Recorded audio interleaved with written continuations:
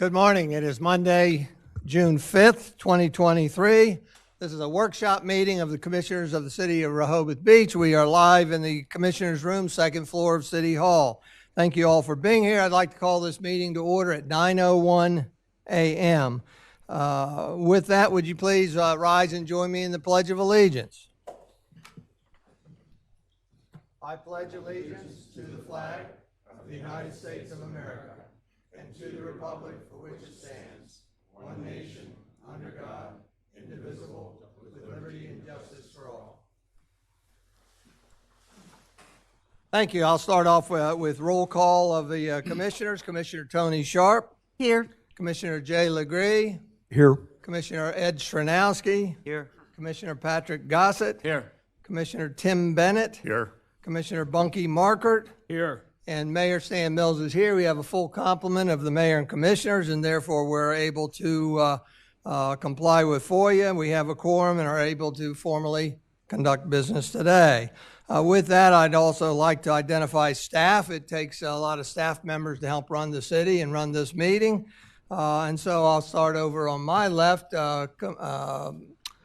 City Secretary Ann Womack, Lawrence Christian, City Manager, City Solicitor Glenn Mandalis, Public Works Director, raise your hand as I call your name, Public Works Director Kevin Williams, Executive Secretary Margaret Carson, Chief Keith Banks of the Police Department, Alex Burns, Associate Solicitor. We've got Lynn Cohen, Communications Specialist. Raise your hand there. There you go. Matt Janis, Building and Licensing Supervisor, and Liz Lingo, City Arborist. Did I miss anybody? I don't think so. Very good. Thank you all for being here today. I'd like to, again, thank everybody that's here in person. I appreciate you being here. And for those that haven't been here, we typically get to certain spots in the agenda and ask for feedback from members of the public, in which case you would raise your hand, identify yourself, and give your opinion on something that we're contemplating. I'd also like to thank those that are watching virtual that can't be here. This is being live streamed, but it's also recorded so that you can watch it over and over and over if you choose. With that, I want to identify that support documents, those are documents that, who? Nope. I got everybody, Walter. With that, I'd like to mention that documents that support agenda items, we call them support documents, are embedded in the agenda. So if you go to cityofrehoboth.com, go to our legislative portal, and the home page, right side center is lime green, and then search through the dates for the meeting, and you'll be able to see the support documents that we have in front of us, if indeed they are ready in advance of a meeting. And they will be on your screen shortly. With that, I'd also like to identify that new business item B that has to do with fences is not quite ready, and we will defer that to another meeting time. With that, I want to get to the first item of business. Let me bring it up on the screen here. The first item of business is presentation of a proclamation recognizing June 2023 as LGBTQ plus Pride Month in the city of Rehoboth Beach. I have invited some members of Camp Rehoboth, if you would come up and join me, as well as Vice President.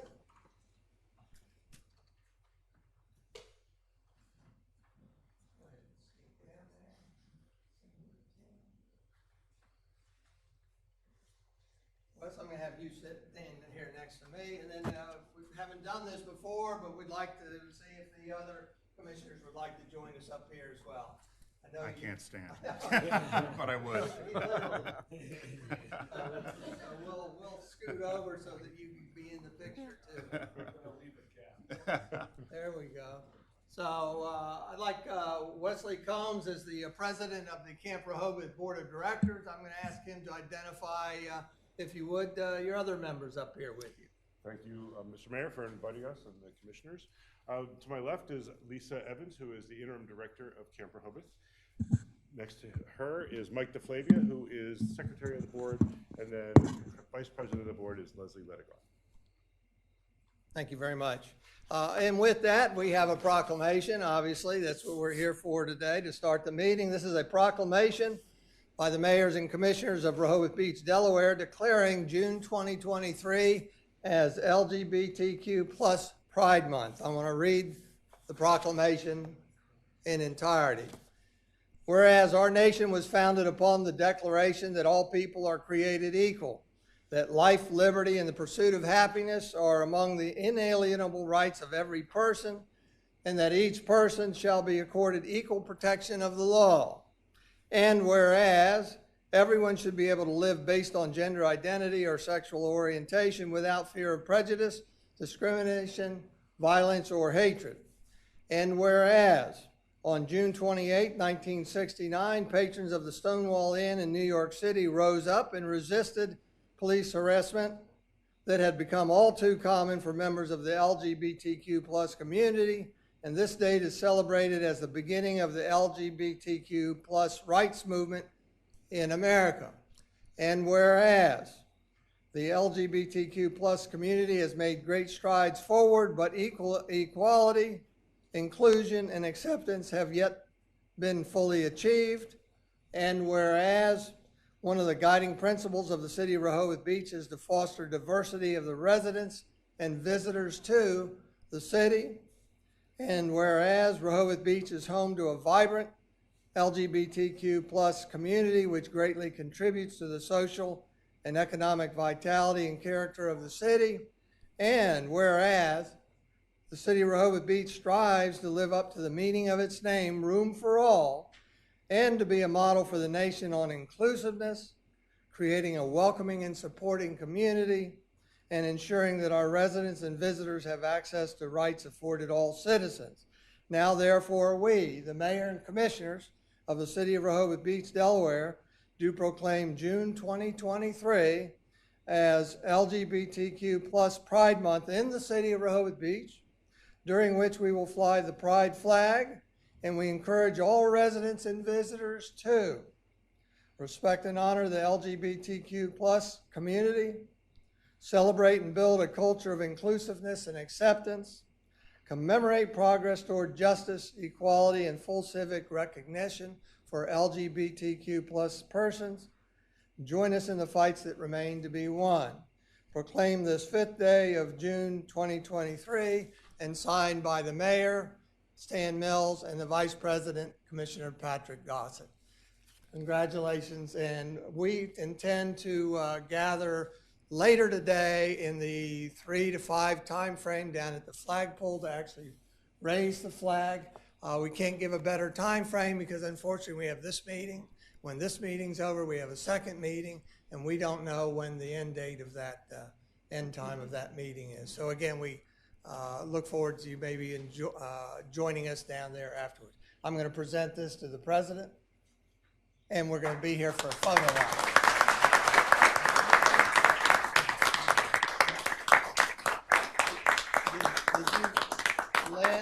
Did you get Tim in there? Very good, very good. Thank you, thank you. Is this for us to keep? And by the way, yes, you can keep that. You don't have to stay here. I would probably bolt. And for all of you, Work calls. for all of you that are fed the meter, I want to remind you that the meters don't start until 10 a.m. But if you've already fed it, thank you. It's not over. Right. Thank you.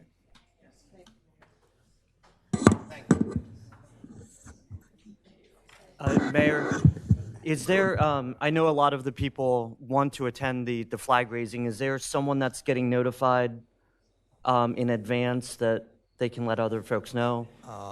Wesley's going to be notified, Faye Jacobs, and Glenn Lash will be notified. Okay.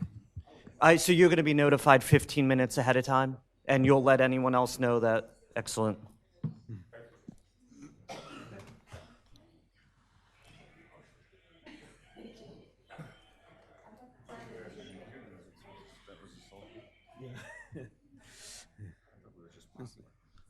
always get confused. Is this a bride son of the groom? Thank you very much. That was. With that, we'll go to the next item of business, which is correspondence, and you'll see that there are 3 pieces of correspondence embedded into the agenda, so we don't need to read those. I want to thank those that sent in. They obviously spent a lot of time contemplating and wanting to share their opinions with us. With that, we'll go to the city manager's report. Thank you, Mayor. A couple of small updates real quick. As part of the ever-going, larger contract within the beach replenishment, the Corps of Engineers will be continuing to work on the crossovers, including installing and fencing and smoothing out and reshaping the crossovers, which is expected to begin today, this afternoon sometime. Work will start at the north end of the beach, moving south about a day, and rolling crossing closures, which means some of the crossovers will be closed, work done, and then will be reopened at a later time. The street staff will coordinate directly with the contractor to remove and replace accessibility mats during that process. In addition, when the dredge and sand operations are completed down in Dewey Beach, the contractor, Weeks Marine, will move its equipment from Dewey to Rehoboth. The equipment will travel along the beach from Dewey to Deauville Beach, and then by road to Bethany Beach. So that means you're going to have some heavy machinery trudging along the beach all until it gets to the part to where up in Deauville Beach. The movement of the equipment will take a couple of days, and the contractor will award the peak beach times. We'll try to get those off times. The equipment could take place as nearly as late as this week. Finally, repairs at both the Virginia and Maryland Avenue stormwater outfall have been completed. We have some work in the water service line inventory to resume later on this summer. As part of the Environmental Protection Agency's revised lead and copper rule, water systems around the nation are required to prepare and maintain an inventory of all water service line materials by October 2024. The city began inventorying lines to provide those properties last summer and will work this summer to complete the inventory, focusing on the in-town customers initially. Staff will go door to door, if necessary, to inventory properties beginning on the south side of the city, from the boardwalk to Bayard Avenue between Lake and Philadelphia to Brooklyn. Customers and residents can help in 2 different ways. You can call 302-227-6181, extension 159, to schedule an inspection at your convenience.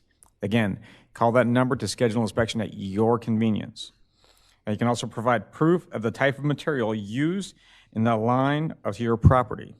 Proof can consist of certification or an invoice from the professional plumber or a photo of the main shutoff valve in your home or business. Now, some good news. We got some dog waste dispensers. 5 of the dog waste dispensing stations have been put up across the city. 2 in Grove Park and 3 along the walking path around Lake Gerard. And the city's summer recreation program begins June 19th. The city's summer recreation program begins 19th with arts and crafts activities for children ages 2 to 12, offered Monday and Wednesdays at Grove Park. Walking and Jogging Club meets park at 6 p.m. on Tuesdays. And on Thursdays, a variety of programming include yoga, story time, hands-on environmental education activities, face painting, and magic will be offered.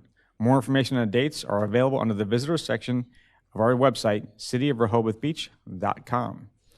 And I'd like to turn it over to Kevin Williams, where he's going to introduce 2 of our interns. Thank you, everyone. We're very fortunate to have 2 University of Delaware student interns with us this summer.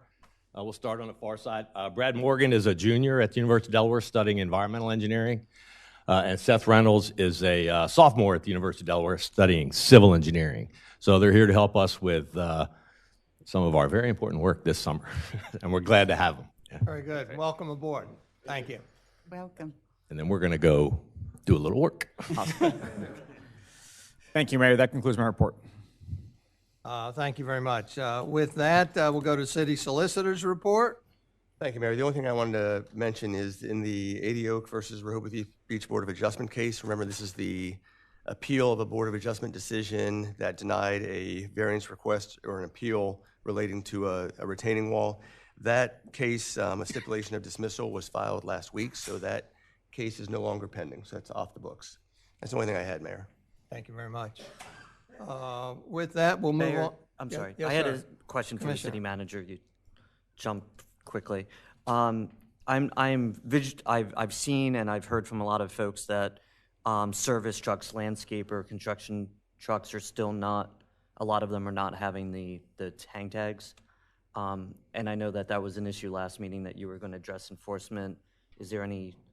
We actually addressing, I was out with the code enforcement officer this past week, spoken with the chief of police and also the parking attendants. I mean, we are actively looking at all of those vehicles. We're going to miss them, but we're going to keep circling around until we find them and enforce those. Standards are standards. We all adhere to them. I'm just getting a lot of comments, so I just wanted to bring it up to you. Chief again. and I saw a couple of them 2 weeks ago, and we're going to go after them, not go after them, but we're going to enforce our standards. Good. Thank you. Yeah. Anybody else? With that, no committee reports were identified, so we'll move on to the next item, which is old business. Discuss proposed tree update and any additional suggested amendments prior to final consideration of attending Chapter 253 trees by deleting the existing Chapter 253 trees in its entirety and inserting in lieu thereof a new Chapter 253 trees. Before we introduce or go further with that topic, I'd like to make a statement. And it's probably apropos that it happens right before the tree code because of some addressing public comment process and some of the ugliness that I think occurred at some previous tree meetings. I have prided myself, and that means I pride the commissioners on our openness with the public. And so I've seldom ever imposed restrictions on the public input. But it's gotten out of hand in the last two meetings, especially during discussions of this revised tree code. And I note that all it takes is one person to give us an uneven keel. I want to apologize for allowing public comment to go too far. I should have stopped it, especially specifically when it devolved into disparaging city staff, former commissioner, and current commissioners. Specifically, I want to apologize to Ms. Liz Lingo for city arborist for my lack of stopping the belittling of our arborist. You are doing a great job. I believe you are. You're doing the work of us. You did not deserve to be disparaged publicly. We can agree or disagree, but it does not need to devolve into name calling, even if one-sided. Similarly to former Commissioner Susan Gay for being similarly disparaged when tasked by me to continue to assist me in advancing the tree code review. Her task has been to help work with Liz Lingo, to help manage this topic that's taken us 10 years to get to this point. And I think she's done a fantastic job being mindful that a lot of what she's doing is working with Liz, but also working with the commissioners. And the next version of what she brings forward is a reflection of what we have asked her to do. So I think she's doing a great job, Susan. I know you're probably watching. Thank you very much. Similarly to Commissioners Legree and Gossett for allowing citizen to politicize the topic. Being allowed to voice comments and observations is something that is fine. But I need to do a better job reminding speakers that this is not a political platform. Comments need to be kept relevant to the topic, providing comments and analysis, pros and cons, rationale for your position, or is what is most productive for myself, and I would say so for the rest of the commissioners. I'm not interested in hearing disparaging of individuals. It does not advance the conversation. As I said, it's not productive. And the saddest commentary today is that because of this individual and his comments at previous meetings, that some members of the public or commissioners conveyed to the city manager a fearfulness. And so the result is that we have a police officer in the room today. And that almost brings a tear to my eye because we've devolved to something that kind of reflects the rest of the country, unfortunately. But maybe that's reality today. So it's a very sad note today. So getting beyond that, I'd like to say for today during the tree topic, we'd like any members of the public that have comments, please make a list as we talk.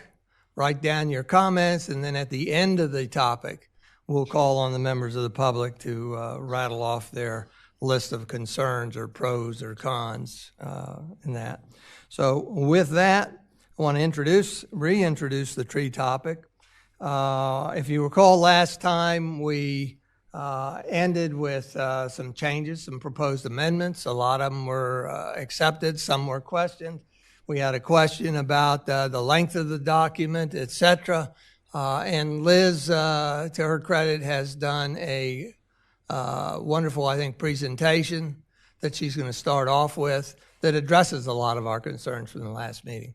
My intent at this meeting is not really to debate every little thing. I want to hear some of the things. I want to hear what's new. Personally, I want to just absorb it, hear again from the public, and then put it up for a vote at the next meeting. We've done a lot of talking on this.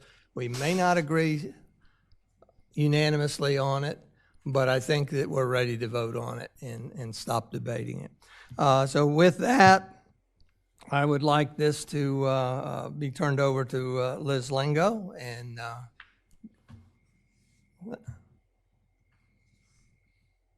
do you have your thing on the screen? I believe so. We'll see. All right, Ann, I have it turned on. Because I have it, but I don't know if you have it. There you go. Okay. And I made a bet with the Public Works Director. This will be less than 10 minutes, so I might talk a little quickly. And he's not here to witness it, so we have to time me. And this did not count. So, good morning. Keep it short and sweet. As the mayor said, we've been going over this for months now, so hopefully none of this will be new information for you. So just a quick outline. We'll hit the background, some of the goals of the ordinance, and then I'll also flash up the updated comparison chart and then the proposed tree list, which I couldn't fit on the presentation, so it's just a regular old agenda attachment. So for the background, the mayor was close. It's been 11 years, so we started in 2012 when they charged the Planning Commission, and it took the Planning Commission a couple of years to present anything. Then we went back to the drawing board with the Law Oversight Committee, and then in February 2022 is when Susan actually presented what we called at the time a hybrid draft. So took the Planning Commission and the Law Oversight at the direction of the commissioners and combined it into one. And we talked about that in about 9 public meetings ending around the fall of 2022. So the recent feedback we've had, we did, the communications director, Lynn, did a great job soliciting feedback. We did multiple different channels, including emailing the 60 or so emails we had for tree and landscape companies. And then we also looked at all the individual comments that we got in. So some were grammatical, small things, some were big picture, some were really specific. There were a lot of overlapping themes and a lot of contradictory stuff as well. So kind of combining all that, we were able to make some minor changes and then develop those 3 big picture questions that we, Susan and I, presented to the commissioners for your further guidance. And those 3 questions came directly from the public comment that Susan, city staff, city solicitors, and I were not able to answer. So here's the goals as we understood them when we undertook the redrafting of the ordinance, and I'm going to go through each of those one by one.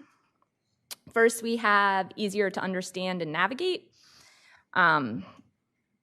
So we have all these things. This is one of the main goals. So not necessarily that we're making it shorter, right? But that we redid the layout. So we took it into, we had 2 articles and we divided it into 4 articles. So the public property section is now separate to itself. And that actually is a couple of pages shorter than the current code. So in terms of length of it, what we really increased were the definitions. So we combined, there were definitions in both Articles 1 and 2 of the current code. We combined them into one section. And then also we took all the appeal section and made that its own thing and really expanded that. I think that about tripled in length. But it was necessary. Staff had no guidance, the public had no guidance on how appeals to the commissioners went. There was one line in the current code. So that extra page and a half, for the sake of making the code easier to understand and navigate, it had to increase. And then also a couple of things, like we had the replanting requirements, so those got a lot easier, a lot more simplistic for the public to follow with the 1-for-1. And then we can move on to, is the new code more flexible? And this is one thing I think the new code does really well, as much as any code can do. So we have a lot of different things where people can choose. So the fee in lieu, they can plant the trees or they can pay the fee. There's no longer the appeal fee and the 30-day advertisement notice and appear before the Park and Shade Tree Commissioner.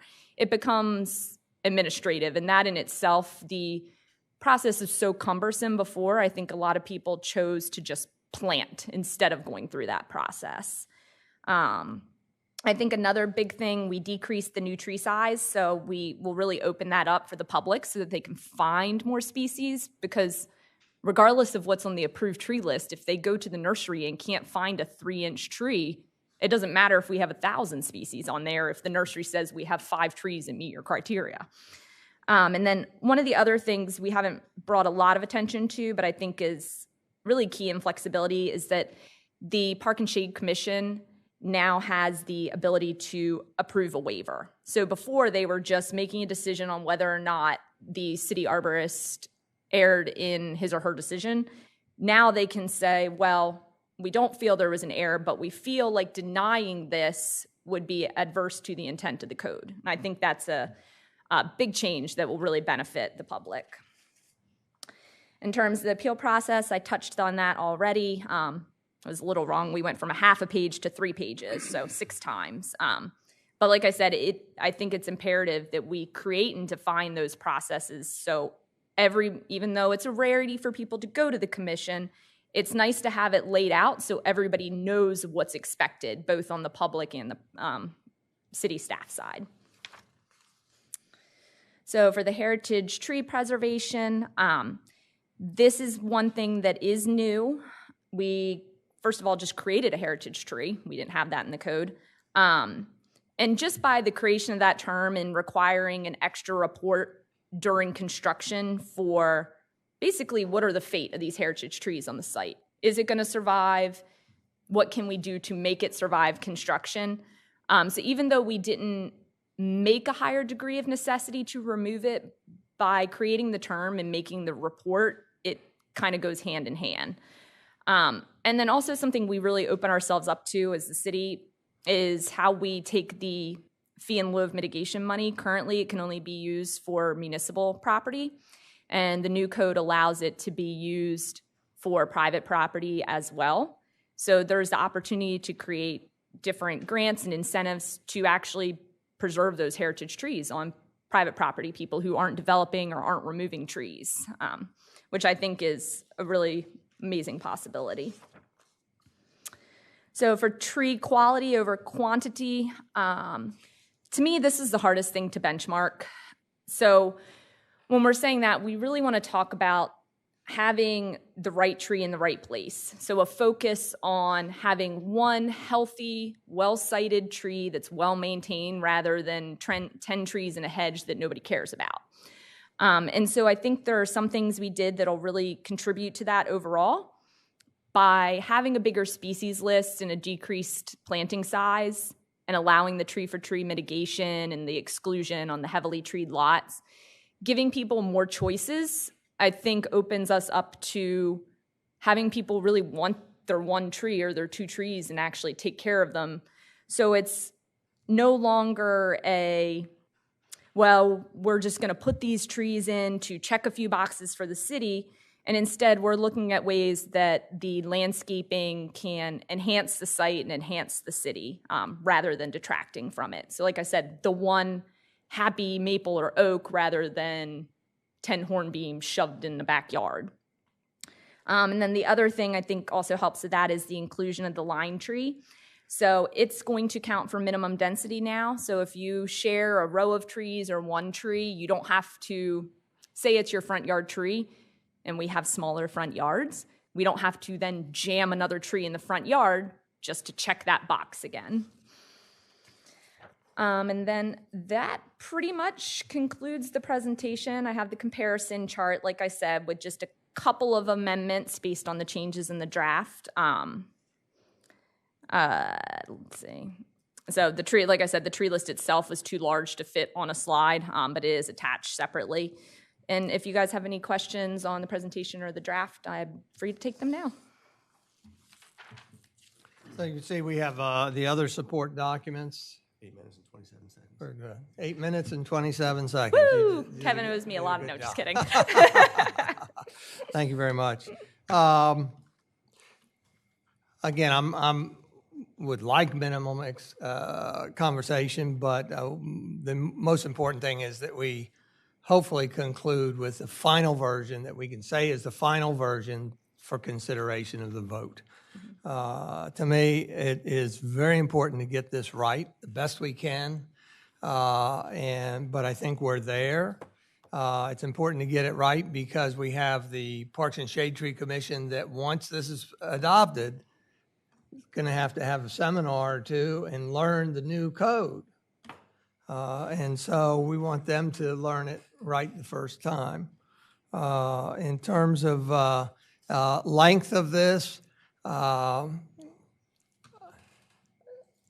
was one of those that last time said I was hopeful it could be shorter, but I've also looked through it and said there's nothing that I can see that can be cut from it to make it shorter.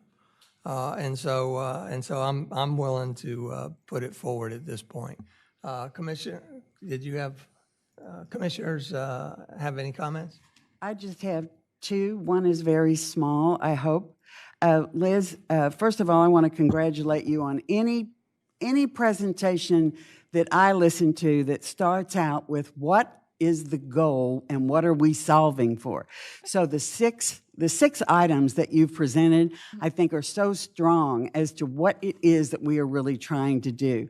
So I was so glad that you highlighted the fee in lieu can now be used, if I heard you correctly, can now be used on private property. Yes, so the draft does open that possibility up, which I've been pushing for for about 6 years now. So it's a great thing to, and don't get me wrong, there'll be work involved with that because we'll have to set up the program. Of course. And I was just curious, on the comparison chart, am I missing that point, or under the third one from the bottom is fee in lieu on the comparison chart, and it doesn't mention that. Did you make that decision because it doesn't rise to the level of importance of the things you wanted to highlight on the comparison chart?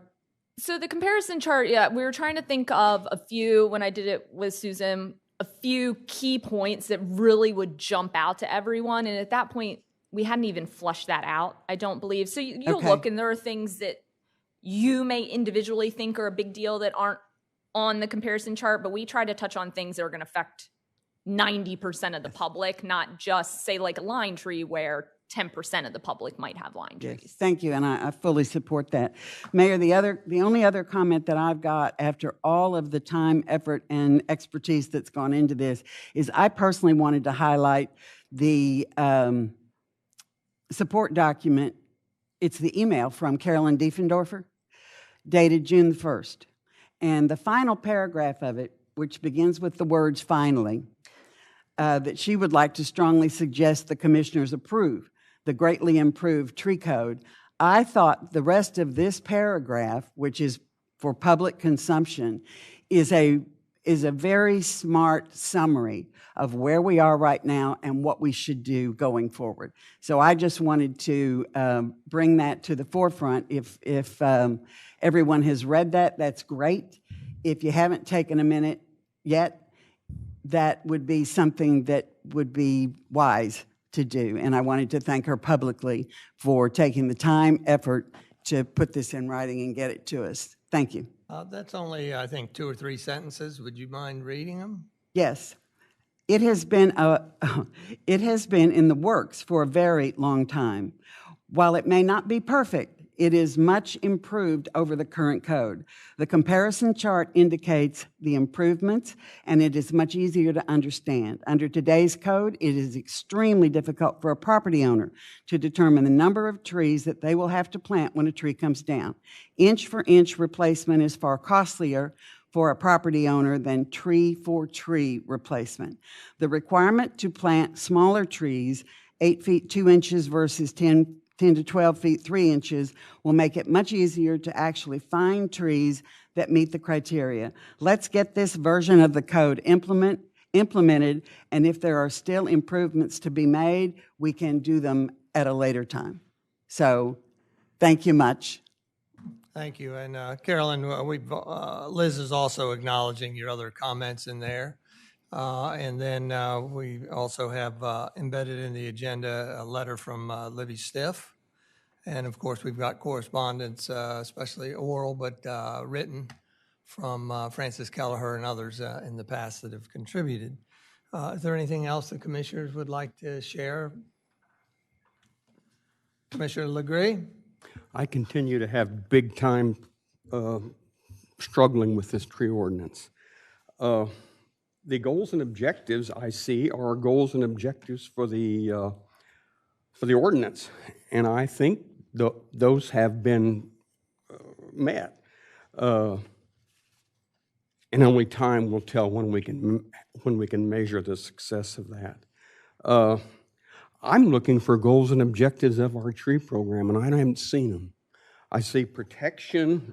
The commissioners want protection of trees, and then there's some other generalized statements. But I would like to see goals and objectives of our tree program, a way to measure our success or not our success, and I would like to figure out some way to get us off of private property. The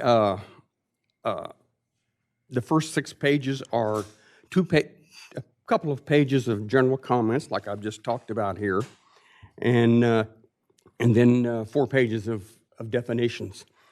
The middle 4 pages are 2 pages telling what the Parks and Shade Tree Commission should do, and then the other 2 pages telling what the private property owners can do on public property. And then the last 13 pages tell us exactly what private property owners and folks who are contemplating, and I don't like to call it a tree plan. I think it's more like a green infrastructure plan. And the last 13 pages tells us what private people can do on that. So I could cut 13 pages out pretty fast. But I think we need to focus on green infrastructure, and I didn't really realize this until about a month or 2 ago when I started trying to put together a stormwater ordinance. Green infrastructure is the answer to stormwater problems, and it's not just, it's everything. The Corps of Engineers just told us that we need to start working on a riparian buffer.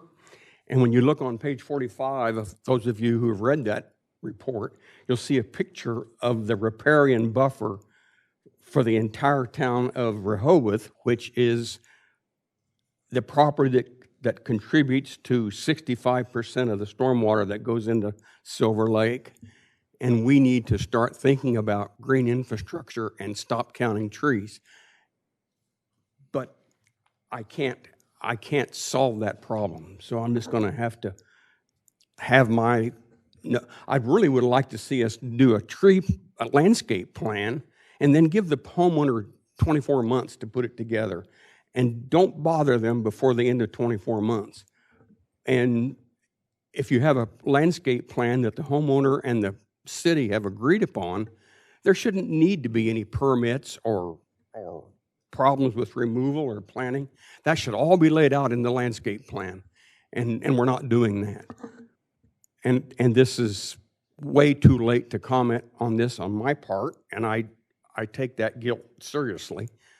But I just really got into this when I started working on stormwater and understood just how critical green infrastructure is for the cleanliness of our stormwater. Thank you, Mayor. I've said everything more than what I need to say, and I suspect you know what my vote will be when we vote on it, and I understand that. Yeah, that's fine. And this is the commissioner's opportunity and the public's opportunity to try to convince us what last time, but I do intend to go to a vote. I don't know that this is perfect. In fact, I'd say it's not perfect. But I think it serves for me as a wonderful foundation that we implement, and then maybe out of the stormwater utility implementation plan or that group comes up with additional amendments, and they can bring them forward at that time. But to otherwise put this off for multiple years, I think would be doing a disservice to the city. Anybody else?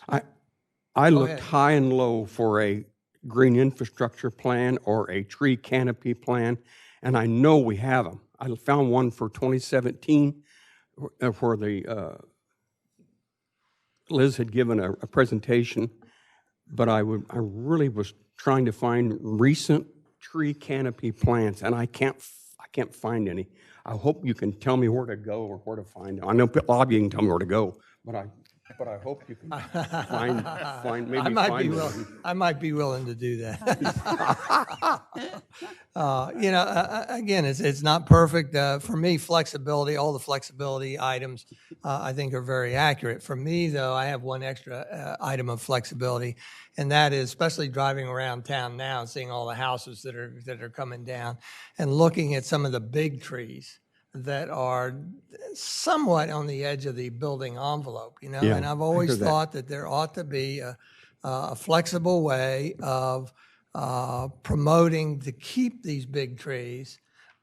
But to do that, you have to give an incentive. You got to be flexible. You've got to allow them to amend the zoning code, or you got to give them bigger FAR or bigger height or something to do that. And yet, I still think that is a good idea, but again, that could be something we look at in the future that shouldn't be holding this up. Anybody else? I have one question. Commissioner Markert, please. Okay. I just wanted to say, from the perspective of someone who was on the planning commission back when we made our recommendations, and frankly, I can't remember what year that was, but I commend the folks who have since shouldered this task.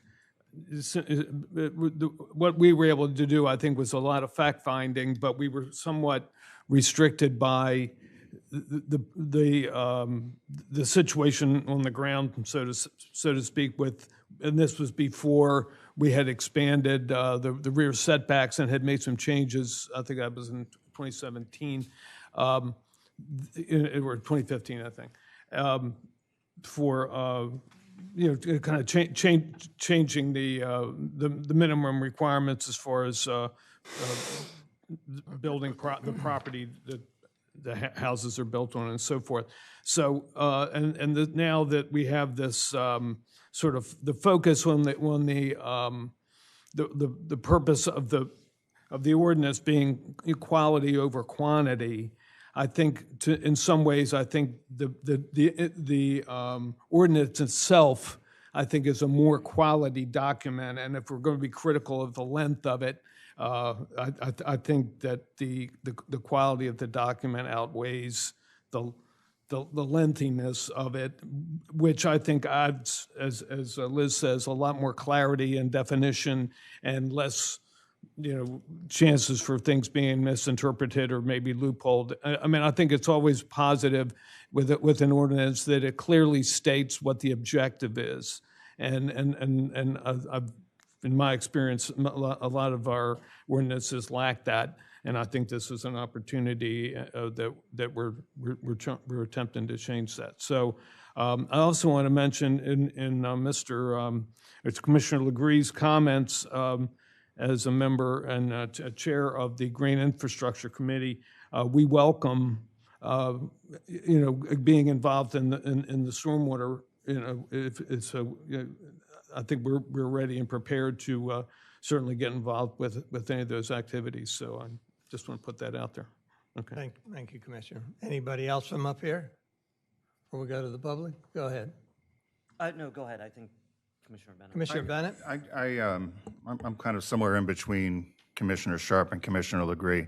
I do find it is long, and I'm wondering how it's going to be used in practice. And I checked a number of cities around the country: Aspen, Colorado, Richfield, Connecticut, Lake Geneva, Wisconsin, Bar Harbor, Maine, to look at what their tree ordinances were like. And they're about 4 pages, 8 pages.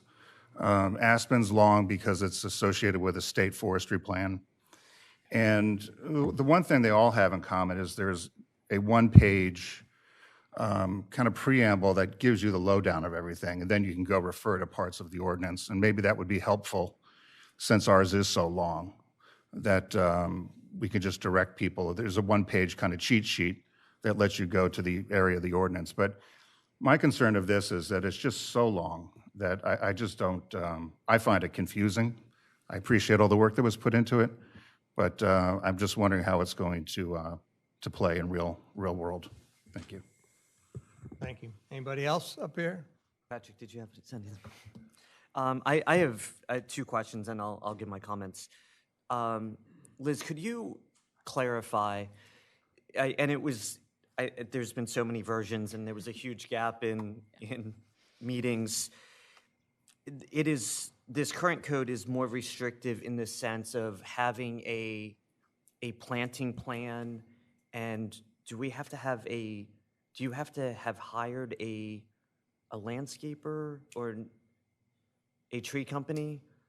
So you have to have a planting plan currently. So that's no difference. The difference is, unfortunately, the people who are doing the right thing and following through is probably less than half. Okay. So every time I go out to an inspection, I take, say, a stack of 15, 6 or 7 did what they said they were going to do, and the other 7 or so didn't. So then we have multiple follow-up letters, people that are angry, said they didn't know this requirement, that the company submitted, whatever runs the GAN, that's not my signature. So we went back and forth a lot in all the drafts trying to figure out how to lessen that. So not just the staff time, the back and forth, but the private property owner time, because it's much easier to make a plan and stick with it than to say, well, I didn't know anything about that plan. And whether that's true or not, I couldn't tell you. I mean, so we tossed around having different time frames, because currently it's a year to 2 years, depending on which section of the code. So we reduced the time frame and made it required a little bit more upfront to hopefully cut down on some of the confusion on the back end. Okay. At least that's the hope of what it will do, because we recognize the problem with the current. So this is the best solution or combination of solutions we came up with. But there is a change in that you have to have a signed contract? Yes. So currently you just have to have a signed contract to remove the tree. This will require the plan, as it is, 1 new 2-inch willow oak in the front yard, and then, which is normally submitted by the contractor, I'd say 80% of the time, but actually that contract. So what that does is allows us to kind of double up. So we have the homeowner that knows exactly what it's going to cost them. They have the project assigned, all right, the tree removal is $1,500, the replacement's $900, here's when it's happening. And so then we also have the tree company. So if for some reason the homeowner pulls out of that signed contract, it'll be another layer that the tree companies will be able to kind of self-report on. Because what happens now is, say I go back to the tree company, I said, you gave me a plan, it showed 1 new red bud, where's the red bud? It's been 13 months. Oh, well, the person canceled on us. So now it hopefully will lessen that burden. Understood. But so in short, someone cannot plant their own tree? Yes, absolutely. Oh, they can? Yep. I mean, they have to have a tree, so if they can go to the nursery and pre-tag it, the receipt for that is fine as well. Which really, if you want a good tree, you can't expect to go out right now and buy one. A lot of people buy them in advance. Well, my comments are, and some of them it's going to be no surprise to you all. I think there's a lot of good changes in this in concept. The quality over quantity, going from 3 trees and not just replacing one for one, including line trees, having an increased list, going from 3 inches to 2 inches. I think those are all great things for the homeowner. But there's a section of the code, 253-25, A2A1, which again allows a city staff person to essentially deny a tree removal permit if they don't change the design of their house for renovations, etc. It may not happen in practice, but the ability is there for it to be someone's house plans to be dictated by a city staff. And fundamentally, that's not right. I will not support that in any way. And I appreciate Commissioner Legree's comments on, we have 13 pages of restrictions for private property and 3 pages for what we're doing as a city in public space. We should have 13 pages on what we're doing as a city to protect our tree canopy and not focus on private property rights and restrictions. I'm always in favor of less restrictions, less regulation, more incentives, more the city leading by example. So I'm struggling with this, and it's not just the tree code. We try to reinvent the wheel on a lot of things. Commissioner Bennett just talked about other cities that have fantastic tree canopies, 4 pages, 8 pages the most. Why does it work for them and not us? So I'm struggling with this a bit, but those are my comments. Thank you.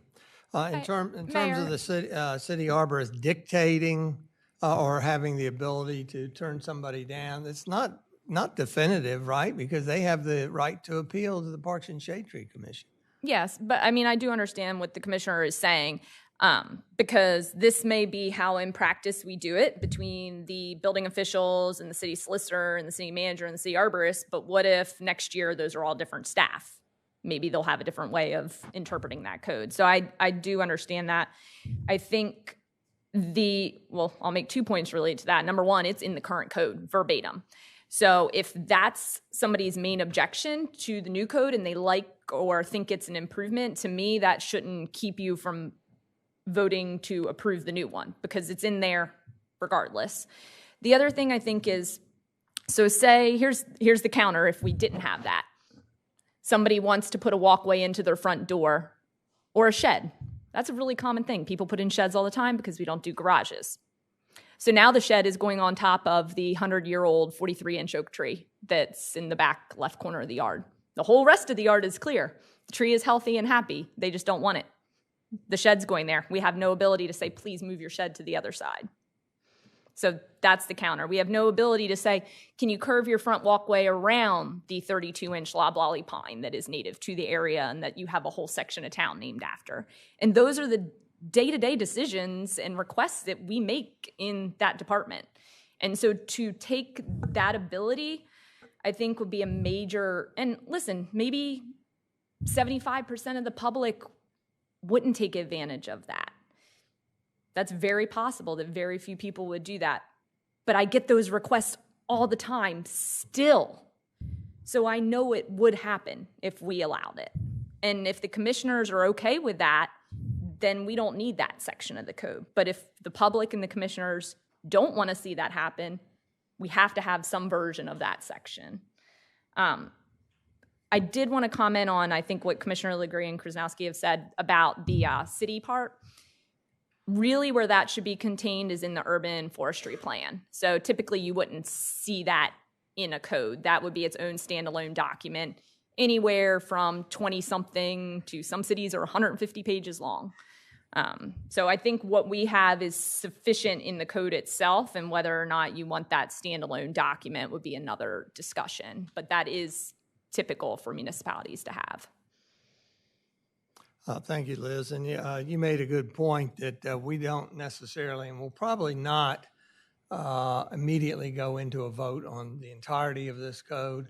We'll probably offer the opportunity for any commissioner that challenges one or two sections of the code to bring those forward, and we can have an independent vote on those. And then based on its failure to be voted in or not, would then be incorporated into the final version that we vote on at the end of the meeting. Are there any other comments by the Commissioner Thank you. Gossett? Again, I appreciate all the work that has been done over the past 11 years on this document, and as people change, views change, the document changes. A couple of things is I agree with Commissioner Bennett in the sense of talking about a cheat sheet to explain things. One thing that this municipality does not use, and I have advocated it for years, but fallen on deaf ears, are rules and regs, where this is a oversight as to how this code is to be interpreted. We have a resolution that introduces this where some of that information is pertained, but once the code is adopted, that resolution basically disappears. And the reasoning for the code being developed or revised or envisioned is lost to the ages, if you will. So those rules and regs are used by staff department to help the applicants understand the interpretation, and it carries along with that code at all times so that there's not a loss of why the hell did we do this and what are we doing. So I, again, would encourage and ask that a rules and regs oversight for this particular code be the first of many that we introduce. I have hope.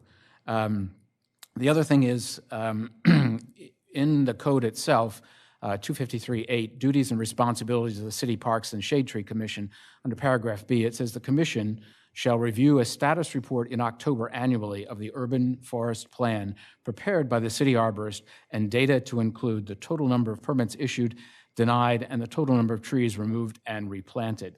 I think this is valuable data and information, and I'm glad to see it reflected in there. But I think this also should include some type of language that initially for the first year, that report also include how this plan has impacted the applicants, and has it worked? Where are the problems? Where do we need revisions? So that, again, as stated by Ms. Diefendorfer, while it may not be perfect, it is much improved over the current code. That data that would be brought back to us by the Parks and Shade Tree Commission, along with the city arborist, could help us go back and tweak, retool, update this particular one. And I'm a little bit flummoxed, if you will, that we've had several suggestions brought forward here by commissioners today. And if memory serves me correctly, we had 7 specific special meetings where we reviewed this code page by page by page. And I'm just curious, and it's a question I don't really need an answer to at this point, but where were all of those suggestions or thoughts or comments during those 7 special meetings?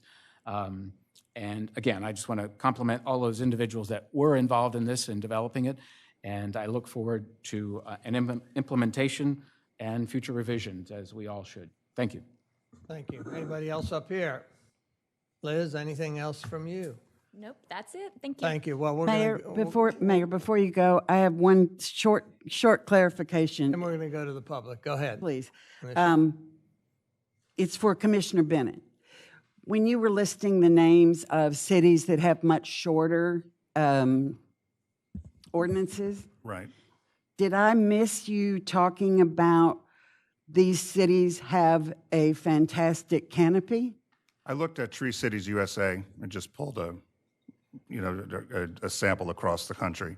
I did not go deep into it. I think what Liz mentioned about an urban forest plan or a city plan, that may be the issue here, is that a lot of this 24, 28 pages, whatever this is, may be included in another municipality's forest plan or tree plan or whatever they're calling it.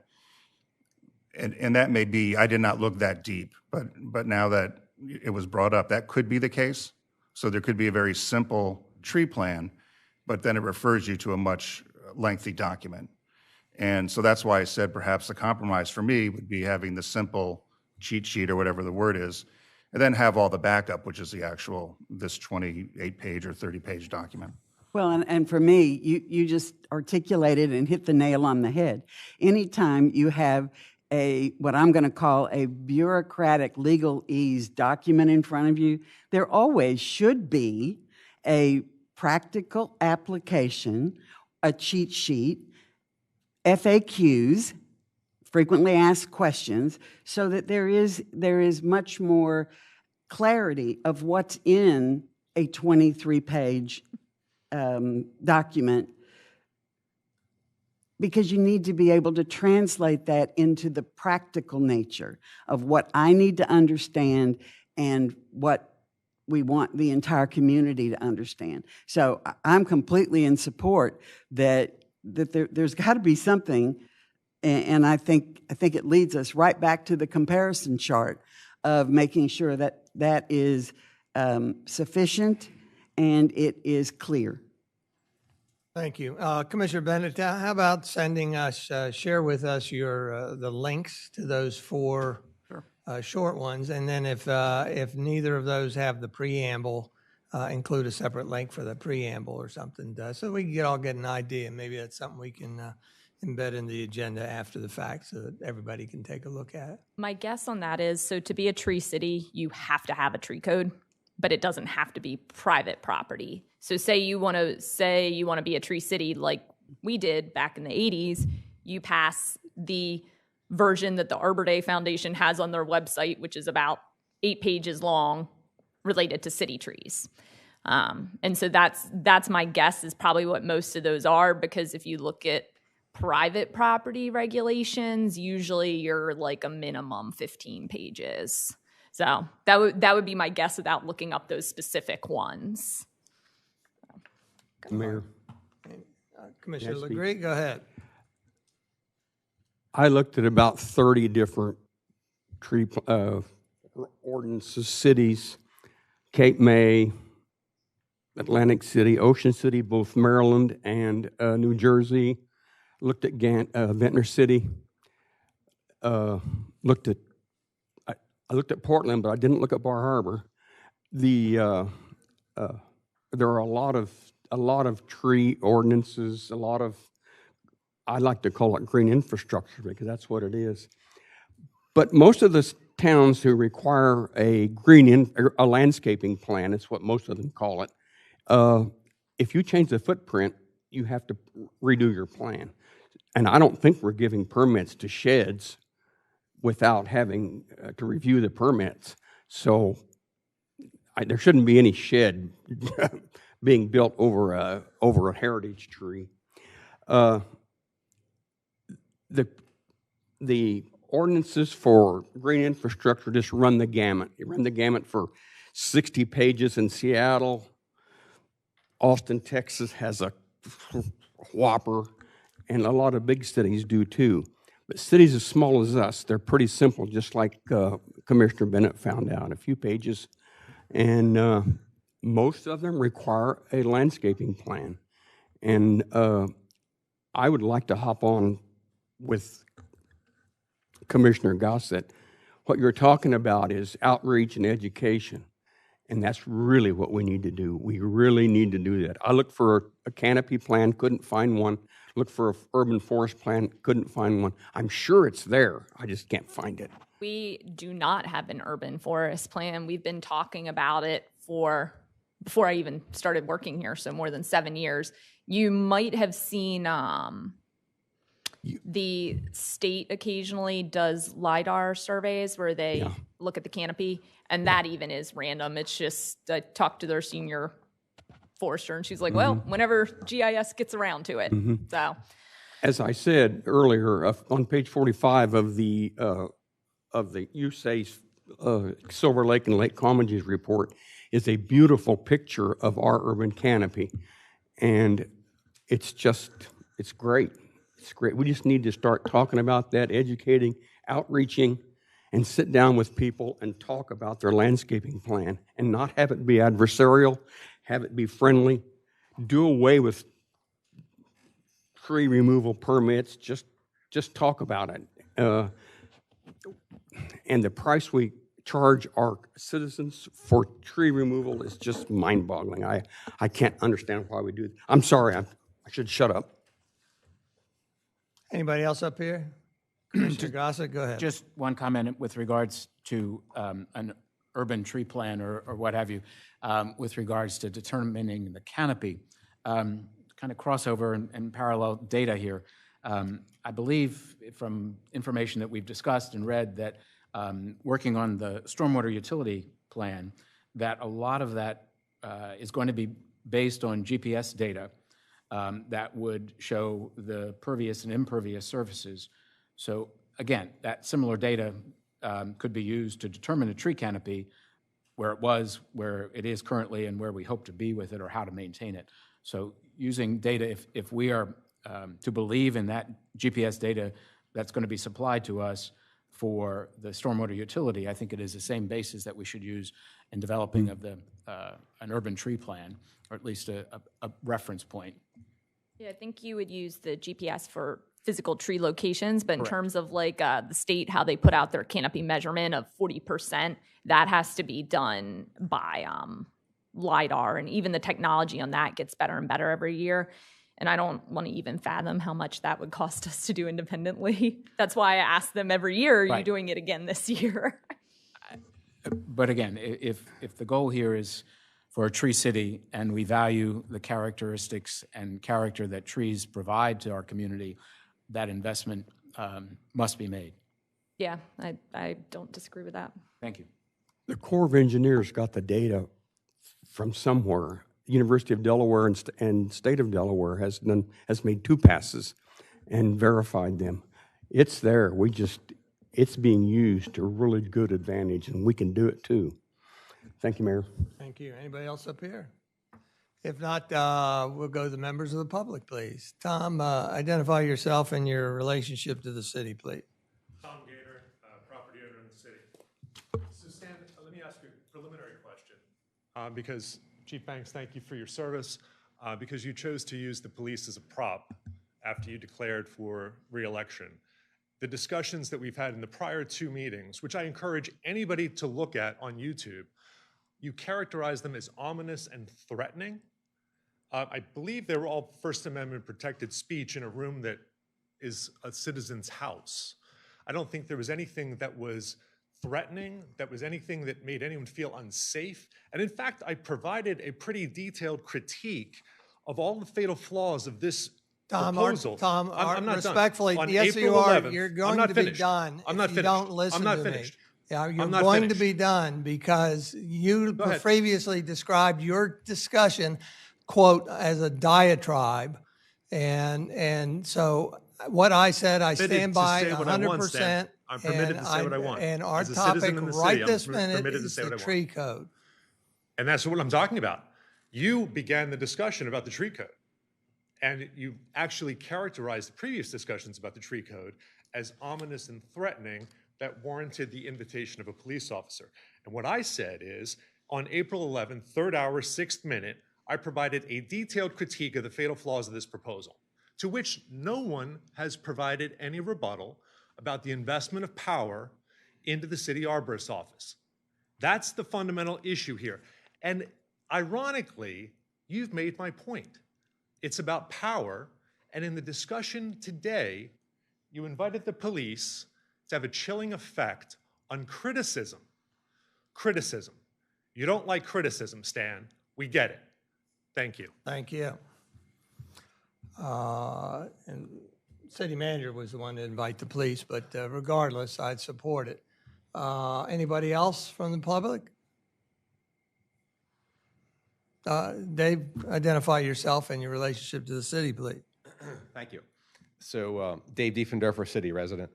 So I took some notes here, so I'd be very short. Chief, thank you for being here. I appreciate it. I'd rather you be out catching speeders, but if we need to be here, that's great. Thank you very much. So the existing code, in my mind, is confusing. It penalizes the residents. It makes it very difficult to get trees, as Liz said, and on and on and on. A lot of great points that Liz made. The new code clarifies a lot of this confusion. It makes significant improvements. So we've had public meetings for years about this. I've been following it now for 2.5 years. We've discussed it ad nauseum. We've had input from the public. We've had input from the commissioners. So Susan and Liz have done a fabulous job. I think this is way better than we have. If we reject this code right now, we're going to go back to ground zero, and we're going to have the confusing and very difficult to enforce code. So I think it's time that we vote on this. I agree with what you said earlier, Mayor. And if we get a 90% solution, that is way better than what we have right now. We can always tweak it, like the Commissioner Legree had said, and we'll make some changes, add some cheat sheets, et cetera. But if we continue down this path forever, we're never going to get this code approved. And this is in my opinion, this is way better than the existing code. So I would just say you take a vote on it. Thank you for your time. Thank you, Dave. Anybody else? Yes, sir. You come to the microphone, identify your name and yourself and your relationship to the city, please. Mark Gingras. I'm a resident on Scarborough Avenue Extended. Yes, Mark. I'd like to thank you, Mr. Mayor, for calling out the pejorative comments and the implicit threats, whether they were intended to be physical threats or not. They don't advance the discussion. Simply repeating the same things over and over again doesn't make things to be true or untrue. It just makes them repetitious. And as such, sometimes people start tuning things out. This is a much improved version, albeit not perfect. It is improved, and the city arborist should be commended for the difficult work she does. This does not further empower her. It does not make her a czar. It does not impugn anybody's integrity on the city commission or who worked on it, but they should be commended for doing a very difficult job. Thank you, Mark. Anybody else? If not, we'll come back to the commissioners. What I'd like to do is we'll just, if we need to clean up the code, I think we'll just take the final version here, tree code ordinance, clean copy. There's no need to make any changes to that, I don't think. And so that will be what we are considering. And again, to the commissioners, if you have any individual things that you'd like to protest, then that's fine. Perhaps you want to get them to me ahead of time, and I'll compile them all so that we can put them on the screen. So Mayor, we'll vote on this in June, at the June meeting? At the June regular meeting, so that would be 16th. June 16th. Thank you. Correct. Thank you very much. We'll end that conversation on trees, and with that, we'll go to the next item of business, which is to discuss amending Chapter 270 zoning sections 270-4 and 270-46.1 to repeal certain provisions of Chapter 270 establishing administrative lot mergers and separations. I believe we last talked about this in April, where we introduced the concept. And at that time, Glenn gave a summary of how we came about to include administrative lot mergers and separations as part of the code. He also gave an explanation on how we came to consider repealing administrative lot mergers and separations. And at that meeting, County Solicitor Vince Robertson, who's here with us again today, offered some suggestions, and we thought that maybe we should get together one last time. I understand that has happened. Glenn and you and Vince have gotten together, and you've got some results. The whole idea here is to give us a preview of or a review of how we got here, what the challenges are, and then maybe whether you think after your conversation with Vince, the county attorney, whether there's any way to salvage this. Thank you, Mayor. So this relates back to a practice of the city that's gone on for years and years, and there was a provision in the zoning code that actually allowed for it. This is a situation where there's lots that are adjacent that are held in common ownership. The city for many years would allow those two lots to be used as a single lot for purposes of building. And this ordinance had admirable objectives. It sought to recognize when this would happen so that the city's records would reflect that two lots were being used as a single one. And Max Hamby's probably listening. I'm using lots in a very loose term here, not in the technical term of lots and blocks that we typically see and when we're drilling down on the originally plotted maps.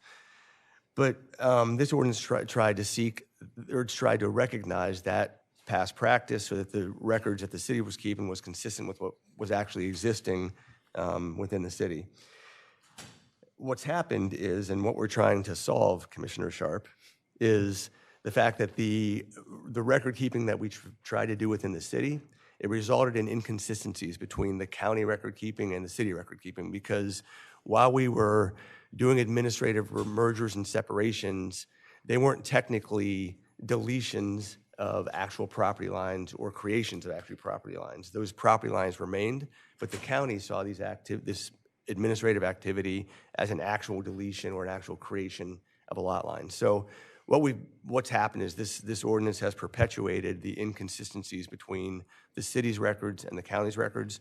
So by repealing it, we're trying to solve that problem, and so that we won't have those inconsistencies going forward.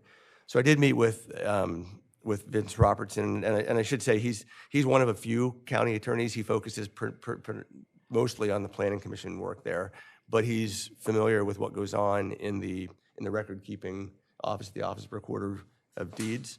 And after we've discussed this and the fact that the city's action was really for zoning purposes and not so much for actual land record purposes, it just seems that this is not a workable process going forward. It seems that it is ultimately creating more inconsistencies than it is helping.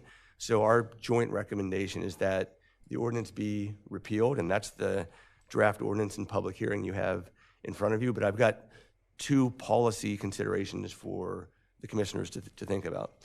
So if the ordinance gets repealed, what will happen is owners who had two lots in common ownership, who are able to come and administratively achieve a merger so they could build across the property line, or owners who have that situation currently where they have a home across the property line and they want to demolish the home and create two separate lots. That was able to be done administratively. Now what will happen with the repeal of this ordinance is that all of those activities will go to the Planning Commission like they used to do before this ordinance was implemented, and the Planning Commission will handle them as an actual partition or an actual merger of lots, and that will be the actual deletion or creation of a property line. So one option is to repeal this and let it revert back to the way it used to be, and the Planning Commission would handle it. A second option is, because these are a limited type of partition or merger, that is, these are only allowable when the lots are already plotted on a map that's been recorded. So there's not, if somebody wanted to create a new subdivision creating a lot line that never existed before, that will always have to go to the Planning Commission. But you could take the approach that for these limited type of partitionings and mergers that are simply putting lots back the way they used to exist or merging two lots side by side that are in common ownership, those could be handled administratively. But to be clear, instead of what was happening before, which was just not an actual deletion or creation of a property line, this would be the actual deletion or creation of a property line at the administrative level. You know, some municipalities allow, for example, administrative lot line adjustments. So you can adjust the line so long as it's not more than 3 feet one way or the other. So this activity happens administratively in some jurisdictions. This would be sort of akin to that, in that the administrative staff wouldn't have the ability to create a line or extinguish a line that wasn't previously plotted on a map that's been approved by the city. It would only be those lines that existed before. I know it's kind of confusing. It's a limited type of partition or mergers. So the policy question is, do you want that to happen at the Planning Commission, or do you want that to happen at the administrative staff level? If you repeal the ordinance. So if we repeal it, we've got a couple options, and one bit of homework we could do is task the Planning Commission, do they want the extra burden, right? So I have a confusion. Okay. Since we didn't always have this, correct? Right. What was the impetus for passing it in the first place? How was it supposed to benefit the city of Rehoboth Beach or the property owners? So I think I can take a try at that. My recollection at the time is that there was a fair amount of work before the Planning Commission, and that there were sort of two sides of it. One side was these applications that are relatively straightforward, simply reestablishing a line that once existed or deleting a line that currently exists for a person who has property side by side. Relatively straightforward, and I remember some frustration among the commissioners, at least a majority of them that passed this ordinance, that activity at the Planning Commission was taking longer than it probably should. So there was an effort to do this administratively so it would move more quickly through the process. I don't recall at the time. I guess you were there. The Planning Commission wasn't happy that this work was taken away from them. Is my We recollection. were not. No, not at all. And let me just interject that the main issue was lack of notice. I mean, or public comment and things like that. You know, when it came before the Planning Commission, you know, the neighbors are aware of the situation. They can make comment. And often the Planning Commission makes suggestions or would provide conditions under certain circumstances.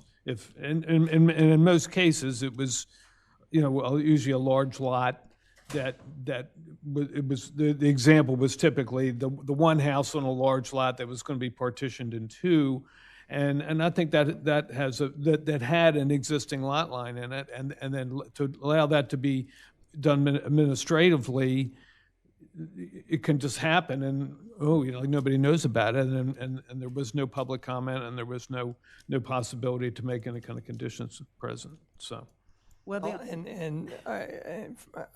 I was time. one that promoted this, so okay. maybe I have egg on my face. But at the time, I think the majority thought that the Planning Commission was making the people jump through too many hoops, and that the way to resolve that is that if, and there were conditions put on this, if the lot lines were restored to exactly what they were originally, then why do you need the notice? Why do you need this and that? And again, that was the majority opinion. It wasn't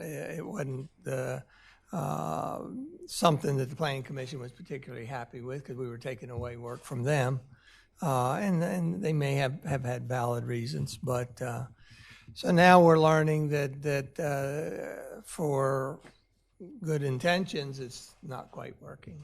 And the only reason I'm asking is I was trying to anticipate if there was some unintended consequence that I am not seeing if this were repealed. Yeah. I don't think so, other than if you feel that the Planning Commission is already overtasked and has a lot on its plate, this is going to be more on their plate. I think we probably see maybe 5 of them a year, maybe. I mean, that's probably... It's never a lot. Yeah. Well, that's why I offered, do we want to go to the Planning Commission and see if they want to be tasked with this again? Well, my opinion is it should be administrative. I don't see any reason why a homeowner should have to go to the Planning Commission for something that is so simple, and I can't think of any rational reason why it would ever be denied. For me, the question is, when these were happening administratively, it sounds to me like the city just wasn't going to the county and recording the change. Is that fair? That wasn't our process, but explain the Right, in process. some 'Cause we instances- have petitions that we created, right? So think about it in the context of, let's think about it in the context of a merger of lots. What would happen is an owner would say, I have this lot, I have this lot, I want to use them as one single lot and put a house across the dividing line. They would come in and administratively, the city would say, that's fine, you can do that, but recognize that that dividing line still exists. We will allow you to put the house across it, use the two lots as one. But if ever you remove the home, you'll then sign the next step saying you acknowledge the home is gone, you still have two lots there. But what happened, and then they could sell each of those lots off separately. What would happen is the owner would get the approval from the city, then they'd have a survey done that shows a single lot, go to the county and record it. The county now recognizes it as a single tax parcel. Then the owner would remove the home, demolish the home years later, try to sell two lots, and the county would say you only have one. The city would say, oh yeah, you do have two, because that line wasn't ever extinguished. And that's where the inconsistency came in. The county does not recognize mergers or separations simply for zoning purposes, which is all this was. They recognize actual extinguishment of lines or creation of property lines. So when they saw these surveys that was supposed to be for zoning purposes only, they presumed it was an actual extinguishment or creation of a property line. Can't we keep what we currently have with allowing this to happen administratively, only we actually are extinguishing or adding that property line? Yes, that is the policy question, whether you want the planning commission to handle this work, or which would be an actual extinguishment or creation, or whether you want the administrative staff to do it, but to go into the next step of it being an actual extinguishment or creation of a line. I'm in favor of it happening administratively and taking the next step to actually making the change. Can I assume that the county doesn't care as long as they know about it? And would it make a difference for billing and? Are we on? Yeah, Vince Roberts.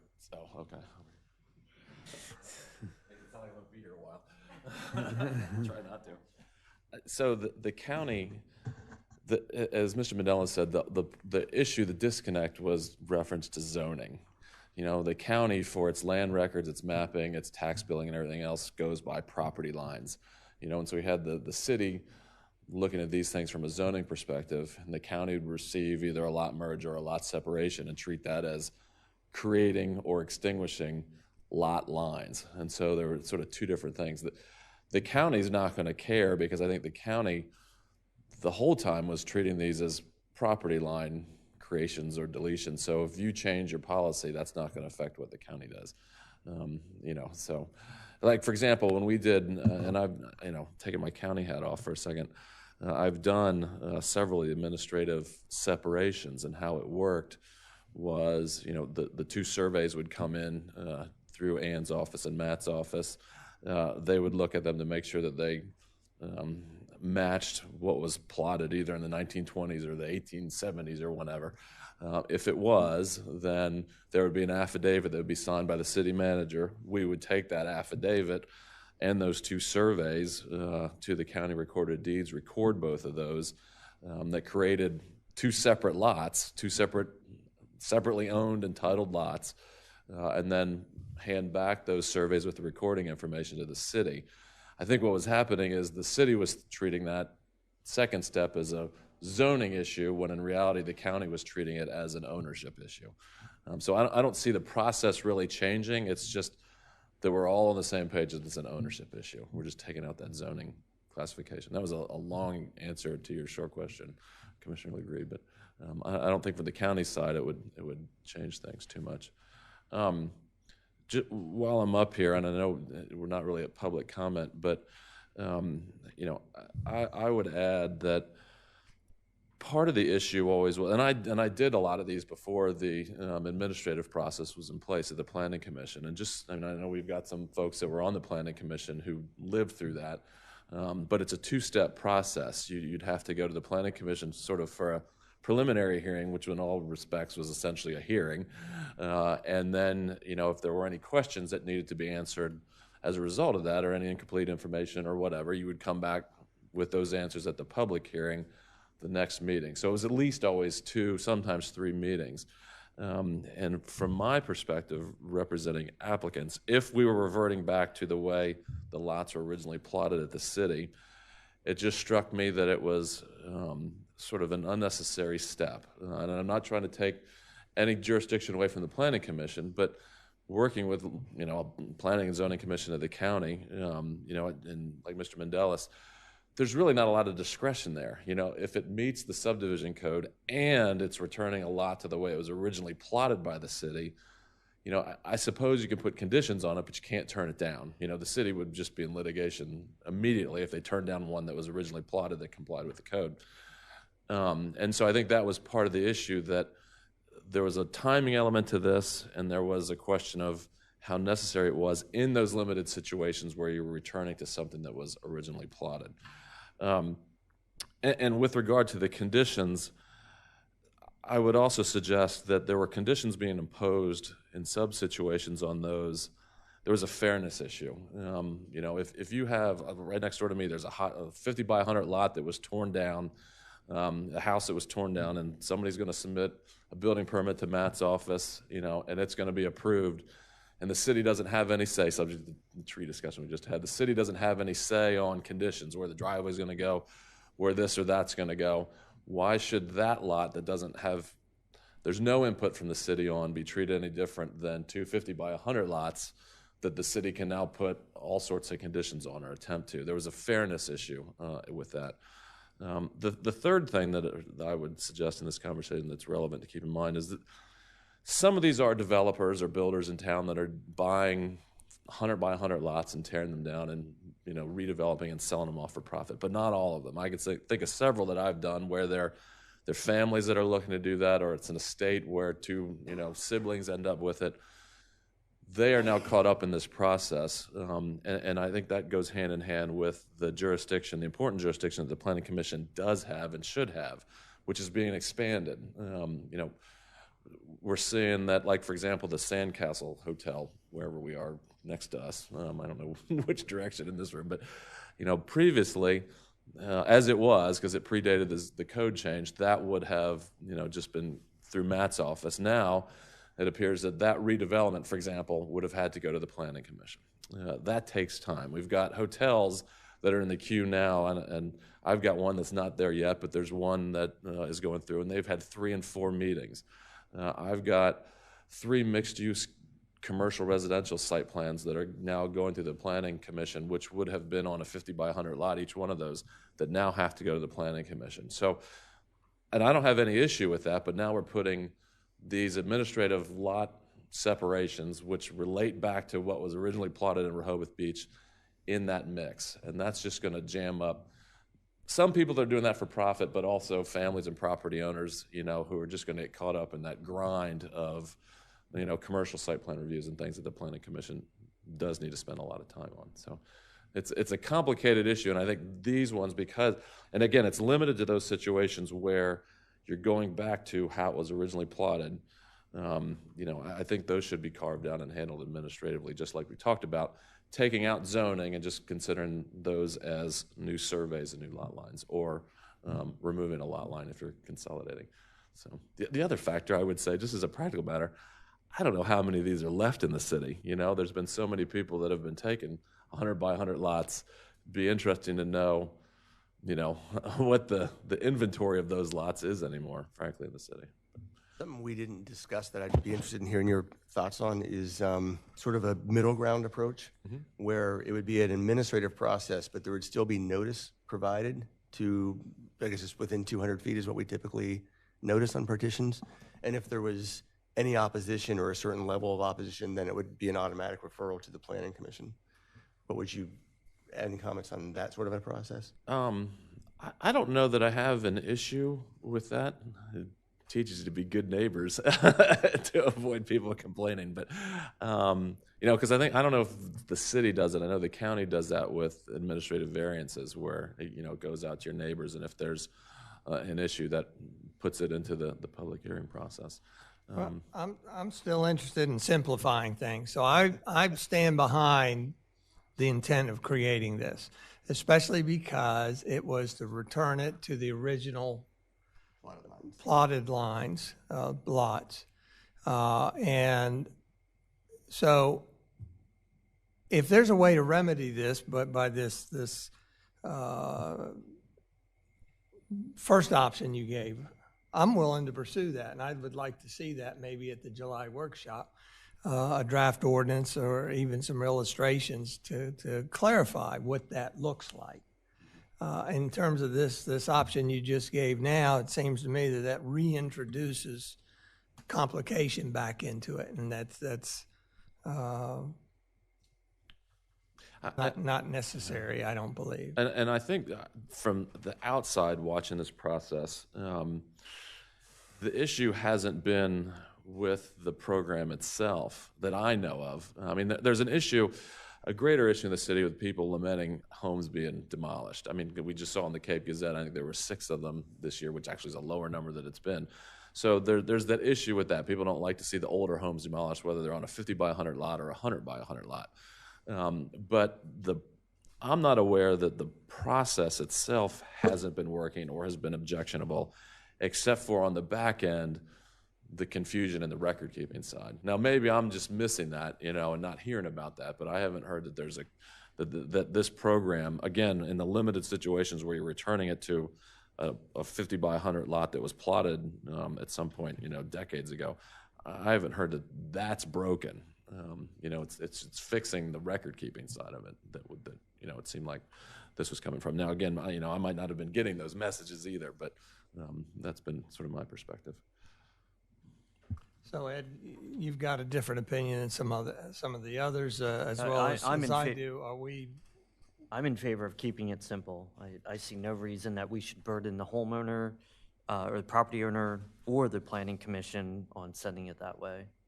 Well, then what I'd like to do is for the July workshop, have you draft up what that code would look like and even some illustrations possibly, so that we can talk about it one more time before making that decision.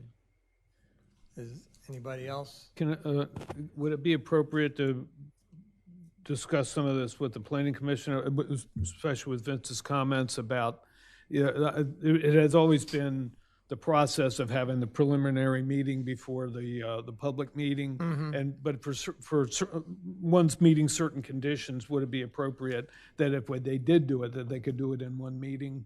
I mean, I think that's within the realm of possibility. We can do that. I think, I don't know that we're in a rush for this. I would like to keep the momentum going. So maybe Glenn can draft up the differences there, and then we can also confer with the Planning Commission. Yeah. So it may take another couple months. Yeah. So I guess, if I may, the challenge I have this is with equity and transparency. As Mr. Robinson stated, there were several, families that wanted to split 100 lot by 50 by 50 and other commercial developments and what have you. And I don't know that it's an equity aspect to use that as a basis for determination whether it's administrative or it goes to the Planning Commission. As being a part of those, some of those partitionings many years ago, a family came to us and said, my parents have died, they have 2 lots, there's 2 kids, they each got a lot, they could do it, that's fine, they build it, 3 years later, they're both sold, the family's left town. They're now used for other purposes. So again, I just think an equity of facts change, people change, to keep it a consistent application of what the Planning Commission is designed and is outlined in the charter for its responsibilities to do should be maintained. Also, going back 10, 12 years, there was a lot of, I shouldn't say a lot, many 50 or 100 by 100 lots that were partitioned for development. As you had mentioned, I think that is lessened because those lots have been developed and the inventory of 100 by 100 in the city have certainly lessened. And going back 8, 10, 12 years, it comes down to time is money. If a developer wants, to build something, every quote, delay costs them money. But again, that's an individual's. The Planning Commission has the responsibility of a holistic view of the community and the responsibility of what that is going to look like for the next 5, 10, 20 years. So again, I did not vote for this amendment when it was put before us before.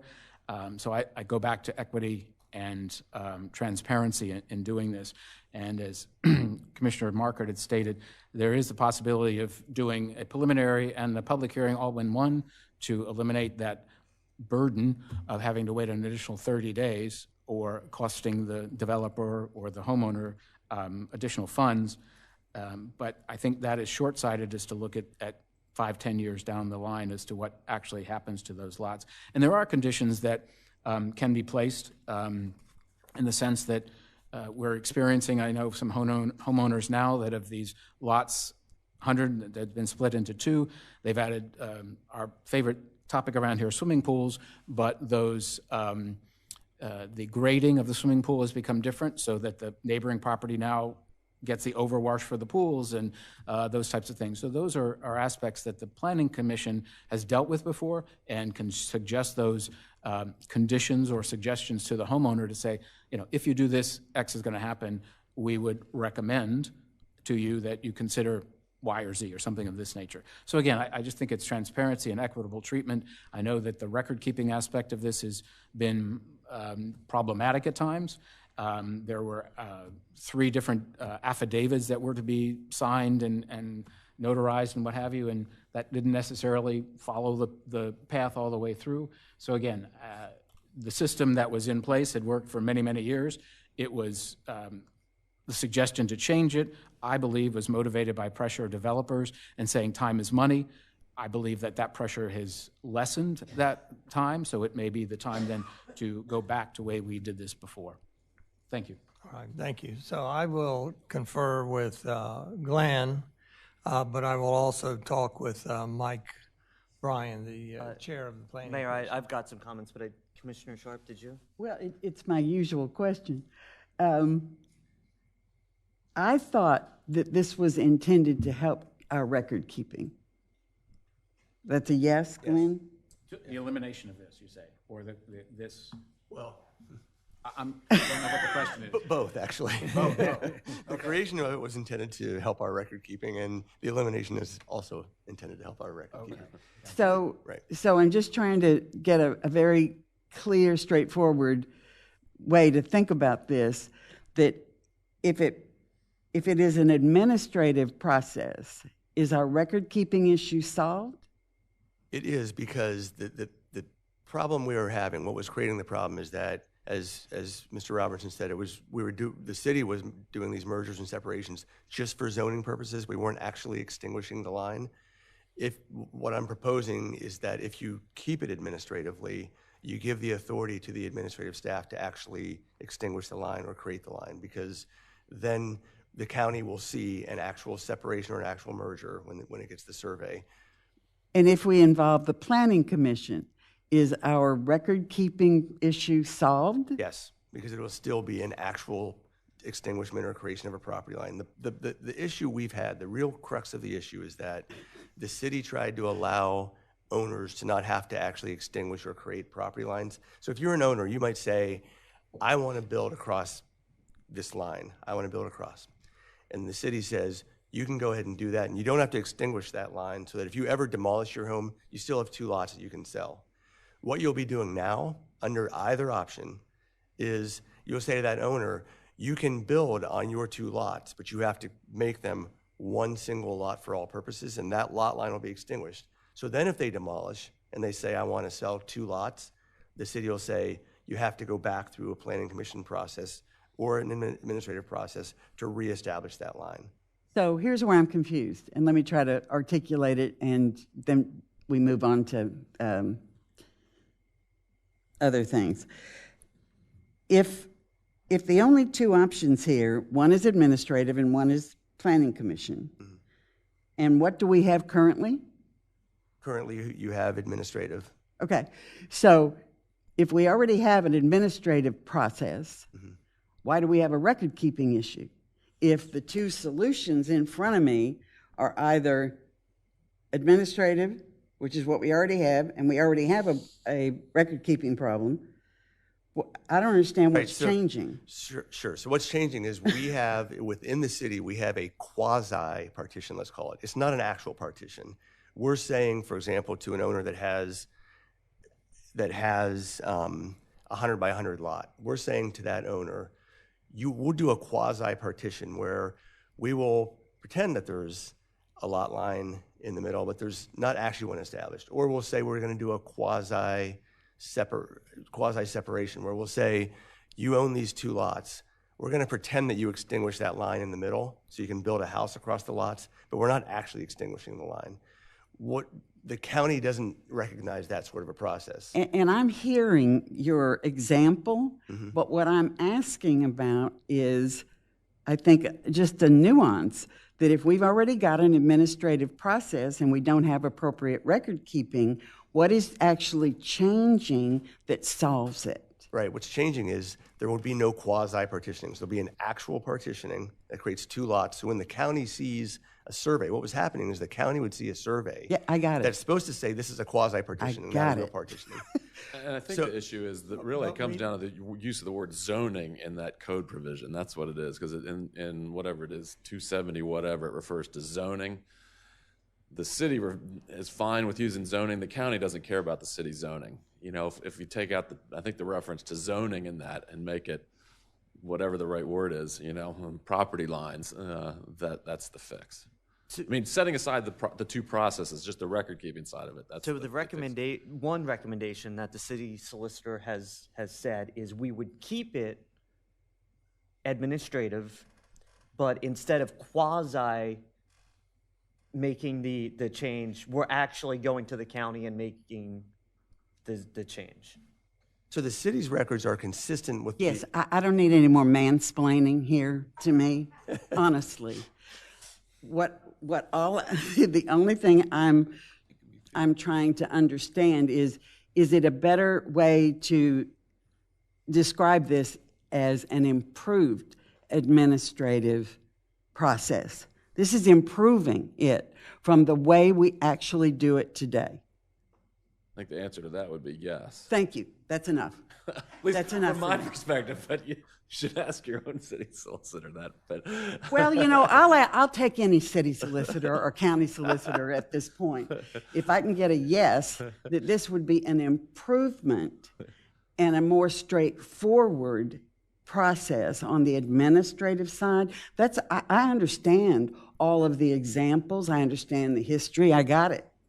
But And to achieve that, we would not repeal it, but we would have to change the code. Right. The ordinance would look very similar to what it exists today. We just, as Vince says, we just remove the references to zoning and make it clear that it's an actual partitioning or merger.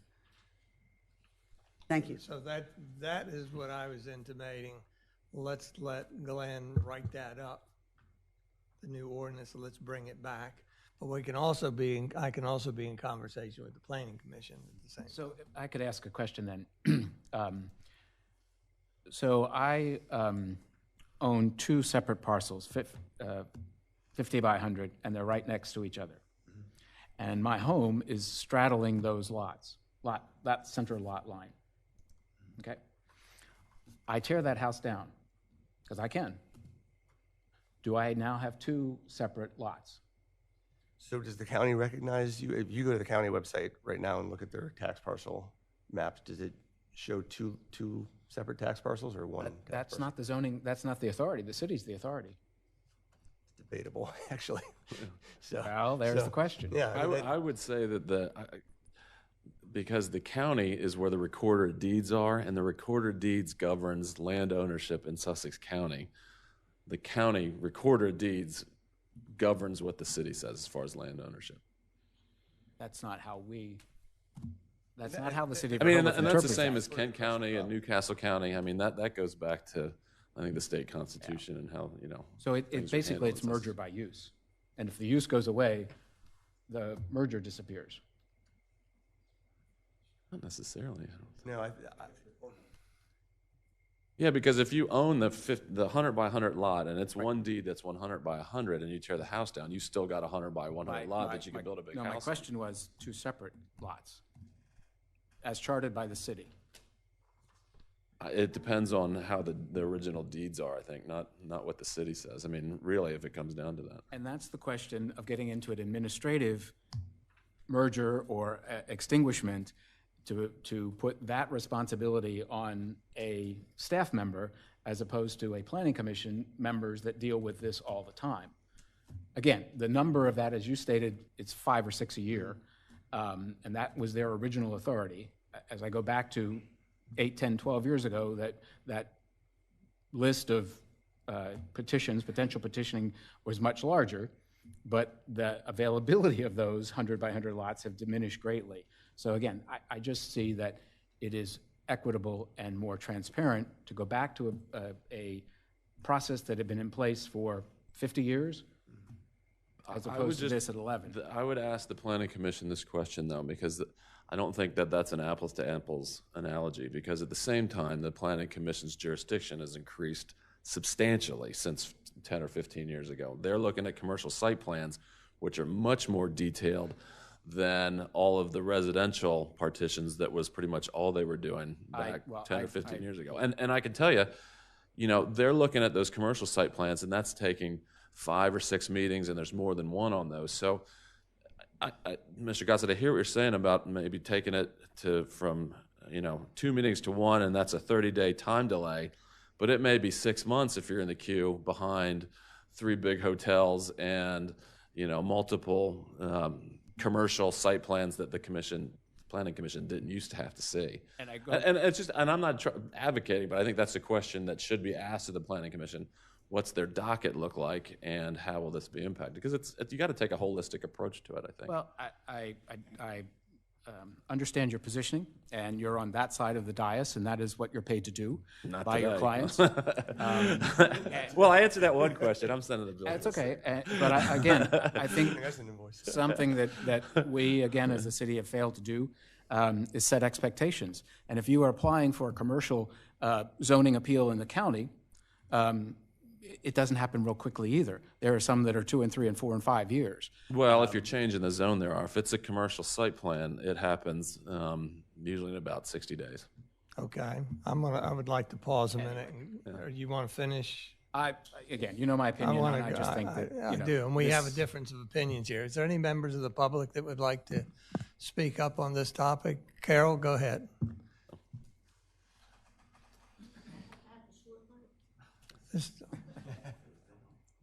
No, just pull the microphone down to her. That's it, quicker. Thank you. Your name and relationship to the city. Carol Everhart, Rehoboth Beach, Dewey Beach Chamber of Commerce. Mine's simple. I always go for the simplicity. You know that. I'm wearing my business hat, and I think leaving it administratively solves the original problem that we heard between the businesses that wanted to secure the 2 lots. So that's all I have to say. Thank you, Carol.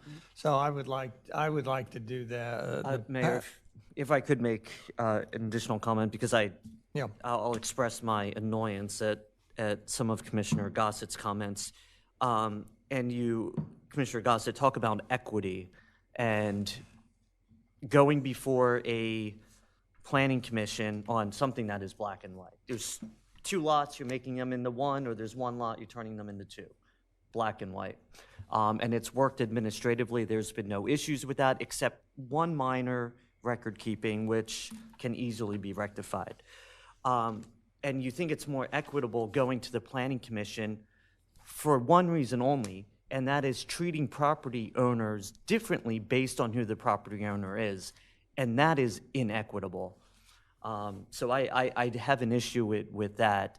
And a lot of times, we do treat property owners differently, and I just don't think it's right. I don't think it's fair. It's inequitable. So I just need to express my frustration on that comment. So again, I know you'd like to respond, but I would like to bring that response and critique to the next meeting when we have something black and white in front of us. Commissioner Sharp. And I just have a clarification while I continue to think about this, Mayor, before the next meeting, which I think is the right thing to do.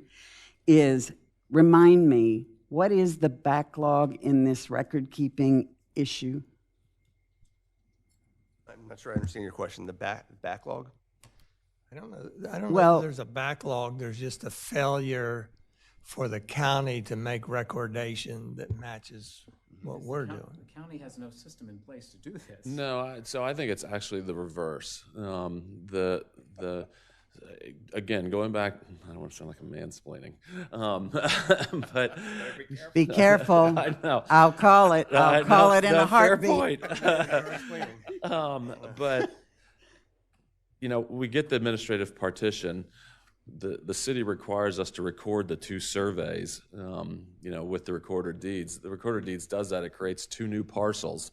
2 new parcels are taxed.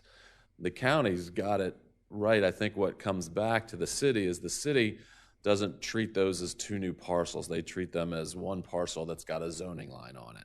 That's the difference. So on the county side of things, I don't think anything will change. It will be that the city's not treating this as a zoning line, it's treating it as a lot ownership line, so. And we don't have 10 years of backlog of city records that are not accurate? Well, there are city records that are inconsistent with the county records. The city would say our records are accurate. The county would say our records are accurate. And how many years is that backlog? Since whenever this was implemented. But this is not. But there are inconsistencies between the county records and the city records that aren't a result of this ordinance. There are plenty of instances where people own 2 properties side by side. They didn't build across the line, but the county just administratively said, this common ownership, we're going to call it 1 tax parcel, and we're going to send them 1 tax bill. So that happened also years gone by. And those are inconsistencies with what the city record shows as well. So, there's a period of time from when this ordinance was adopted that have created some inconsistencies, but there are plenty of other inconsistencies as well that aren't a result of this ordinance. And what is that period of time? The beginning of time, pretty much, I would say.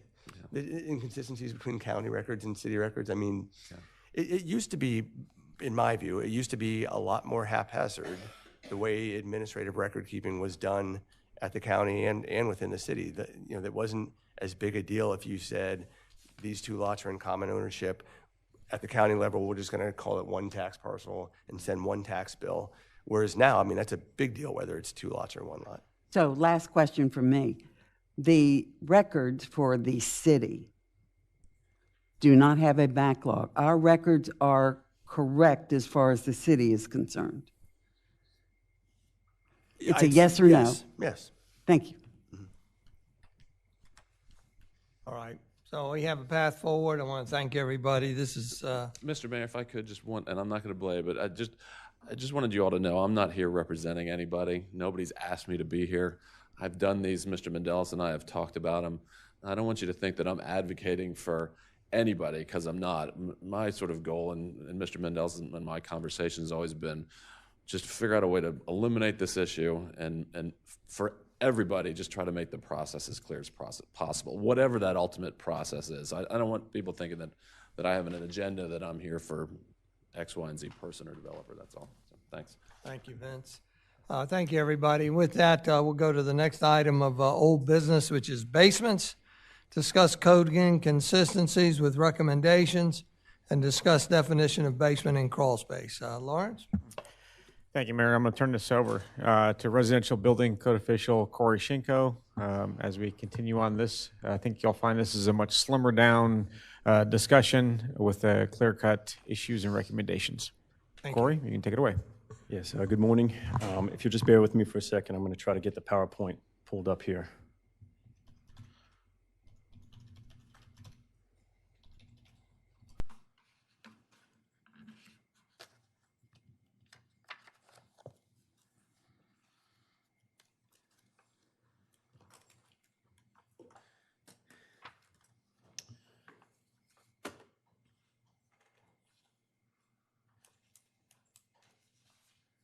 So keeping with this morning's theme, I'm going to try to keep this simple. There's 2 things that I wanted to start with before I go into the presentation. And one is that for the sake of brevity and for kind of triaging these issues, because there's multiple, the presentation is not going to address basement finishes in any capacity today, nor illegal conversions or anything like that. There's a couple issues that I really want to get out in front of that are much more simple to solve.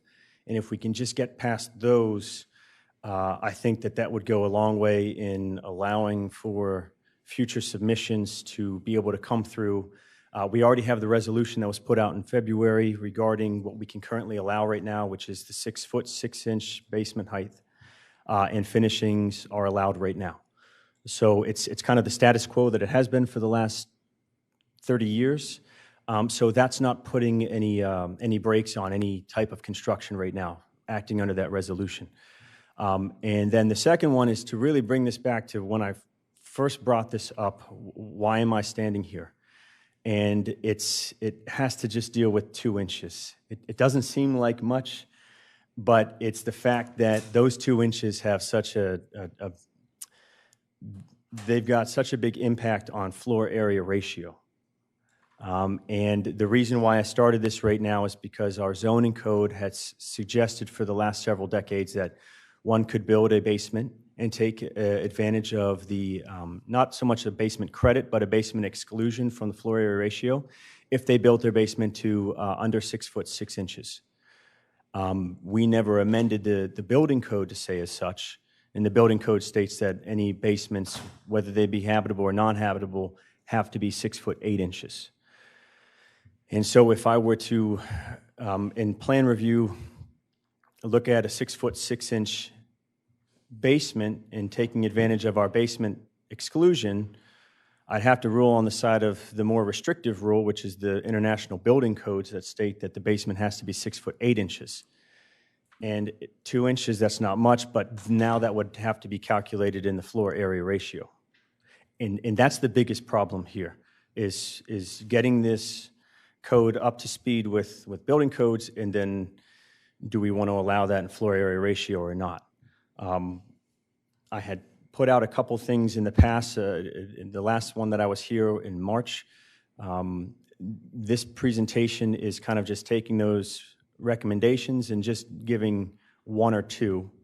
But this is still up for debate, and please know that these are just recommendations at this point. So to restate the first issue, which is the biggest one, it's that our city zoning code sections 270-4 and 270-21.b.c suggests that newly constructed non-habitable basements may be built to a finished height of 6 foot 6 inches. And that's in conflict with the building code.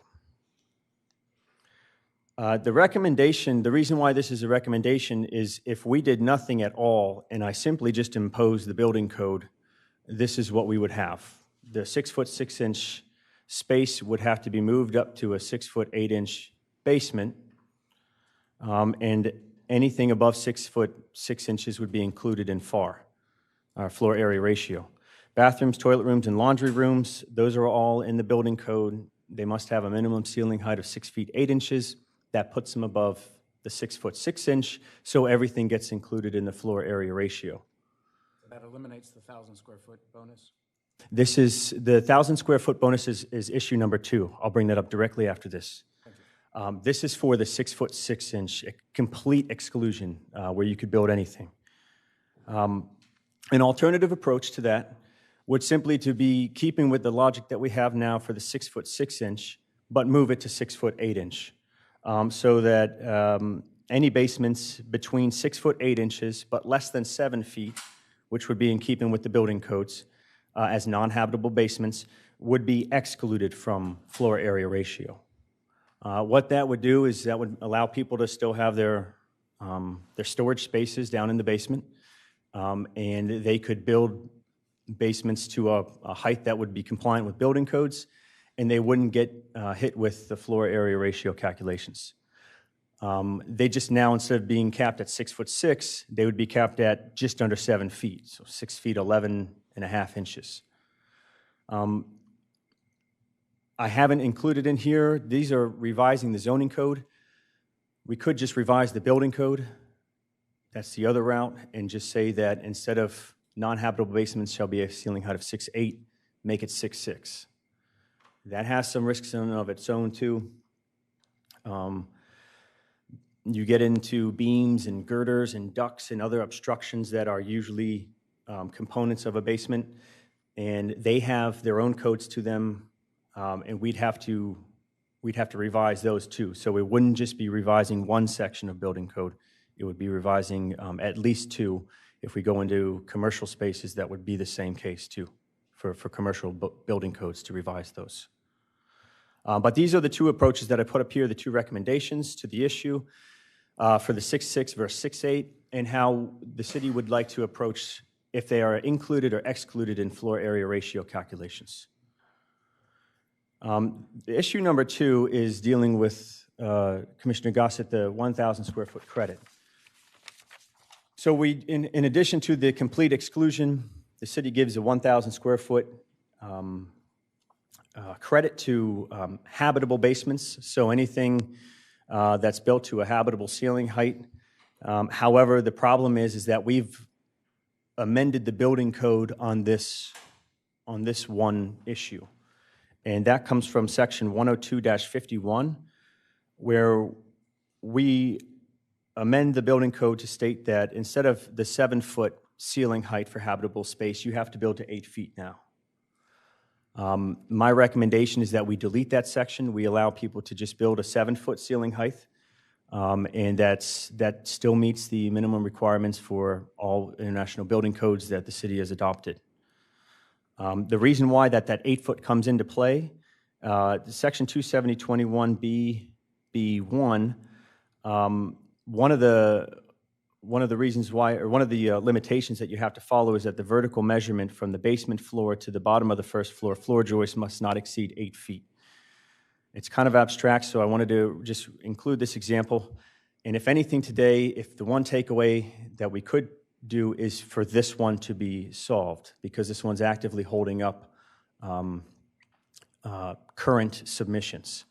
And I think this one, it doesn't have too much debate to it, not that I've heard in the past workshops. The picture here, it shows if a homeowner wants to build a basement and take advantage of our 1,000 square foot credit, they must first conform to the amended building code and build to a basement height, floor to ceiling of 8 feet. That's the red right here, from finished floor to finished ceiling of 8 feet. However, removing the drywall ceiling, they will have a vertical measurement from the basement floor to the bottom of the first floor joist of more than 8 feet, so that they're not qualified for the 1,000 square foot credit. Again, it's just, we're dealing with inches here, but to make things consistent, our recommendation is just to simply delete 102-51. It's not a zoning code. I don't believe that has to go to public comment because it's a city code that's not a zoning code. And if we just delete it, our building codes take back over. They can now build to a ceiling height of 7-foot minimum here, shown in red, and they'll still be under the 8-foot floor to bottom of the first floor joist, making these homeowners able to take advantage of the 1,000 square foot credit. So if I could impress on anything today, if we could get this one solved, that would certainly help current submissions and ones that are coming down the pipeline that I've already spoken to different architects for that would like to take advantage of this credit.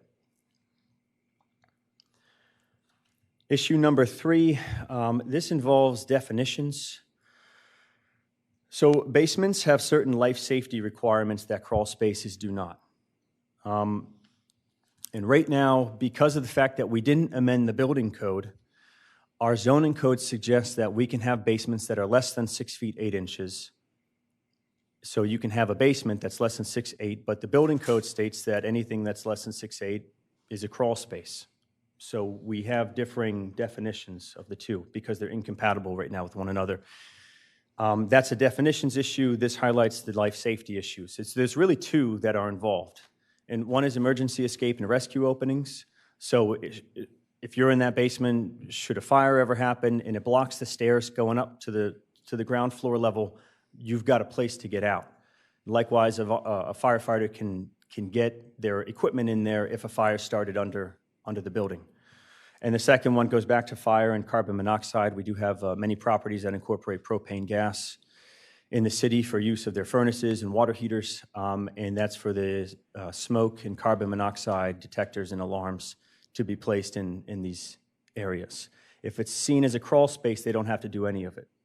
And there's nothing for me to enforce that either. I can't enforce anyone in a crawl space to put those two measurements in. And what we've been seeing is there are spaces that they're right on the line.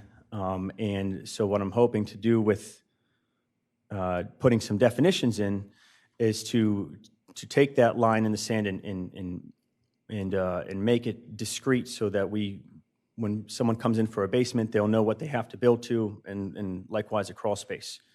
The recommendation is that we expand on the definition of a basement to state that a basement is that portion of a building between the floor and a ceiling which is wholly or partly below grade and having 50% or more of its height below the finished grade at any point on the periphery of the building.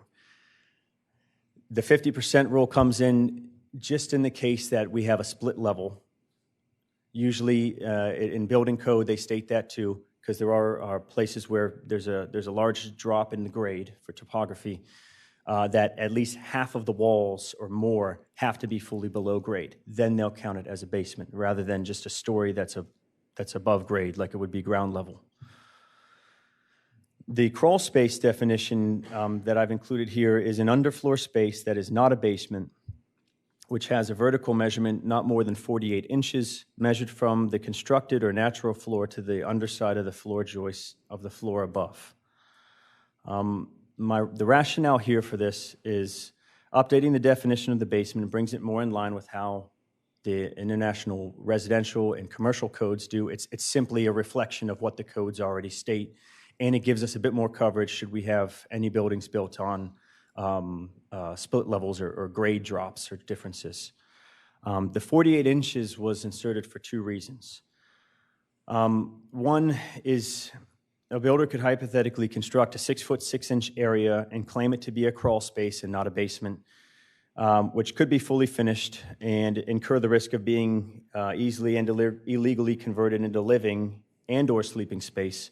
The 48 inches will ensure that will never happen with a crawl space. And two, the 48 inches isn't completely arbitrary.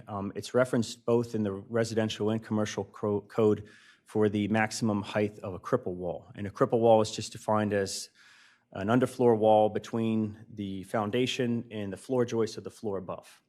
And it's capped at 48 inches.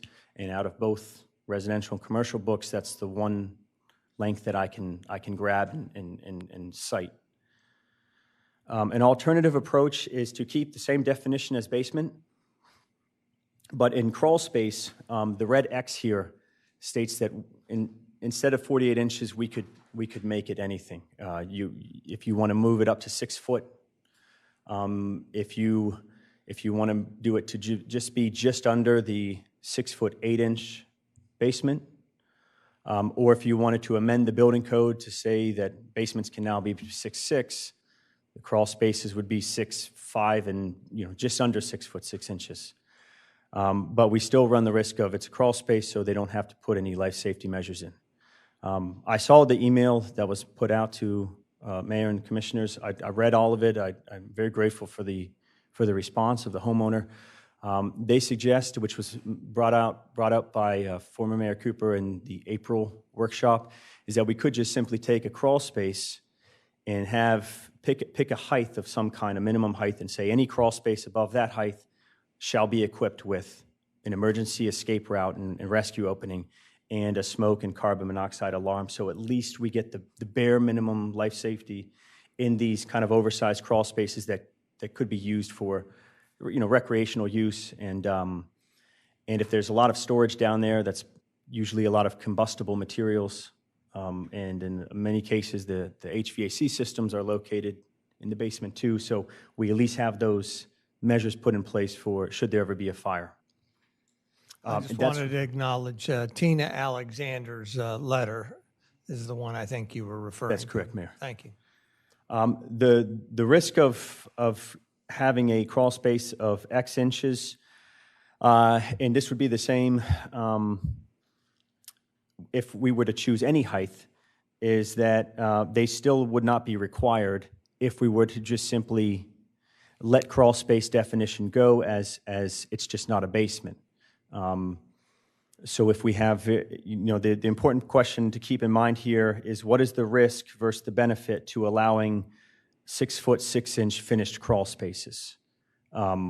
If we just label them crawl spaces without the life safety precautions put in place for those.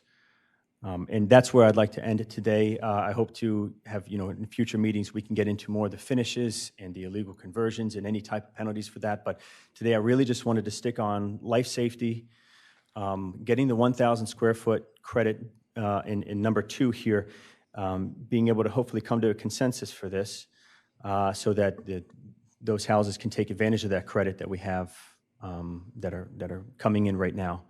And just keep it to the, what's included in floor area ratio, 6.6 or 6.8, and, do you want to allow for these basements and or crawl spaces to be included in floor area ratio or not? And if they are, at what height?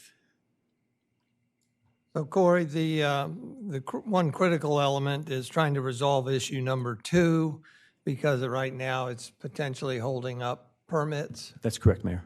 So, and issue number 2 has to do with Relating 10251 requiring basements. so that basements have to be built to a height of 7 foot feet. rather than 8 foot. Yes.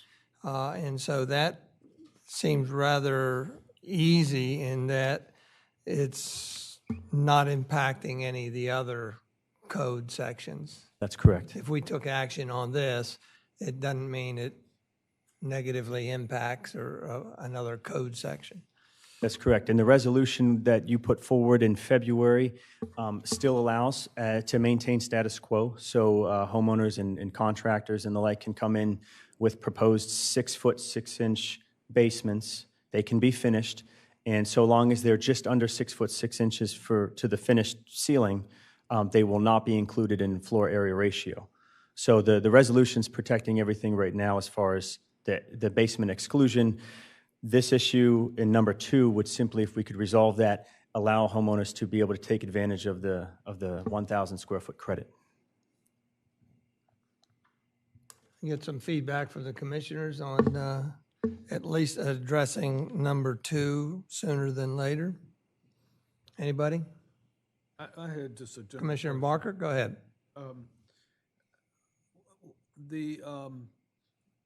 I just want to know, is there any, I'm sorry, is there any market impact with this with regard to, or is like a 6.6, a 6.6 basement desirable or not desirable? Like, I know they're conforming to what we're saying it is, but it's like, is that something that people want or they're willing to have it only because it gives you that other option or whatever? I'm just curious if there's what when people are building houses, what do they really want? Better break down to the loophole. Is 6.6 acceptable, but it's 6.8 better? I'm just trying to figure that out. Sure. So 6.8's mentioned a number of times throughout code.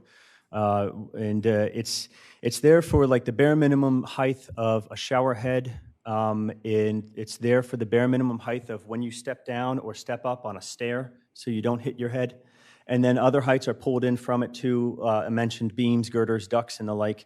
They have to be a minimum of 6 feet 4 inches from, it's mostly for head height. Okay. And what I get from most of the contractors or homeowners is the lots are small and they don't have a whole lot of room for storage. So they use these places to put a lot of storage down there, but then they also like to finish them and have, use them for recreation too. And I think that's, right now they build to the 6'5.5", just under 6'6", because that's what we allow them to. They want to push it to what they can. They can have this whole underground space that will look nice. It's a little cramped when you walk down there. You can feel it especially if there's stuff in the way on the ceilings. You're looking at less than 6 feet in a lot of cases, and so it does feel kind of cramped down there. But they really want space that they can have they can do their laundry, they can put a TV down there. They want to be able to use that space as if it to have storage. And then the tricky one is there's no real definition for living space, but habitable space is seen as living, eating, or cooking and sleeping. And we all know about bedrooms. I don't think there's any doubt about not putting beds down there. There's a debate though about what constitutes living space. And the building code says non-habitable basements or basements that contain non-habitable spaces versus a habitable basement.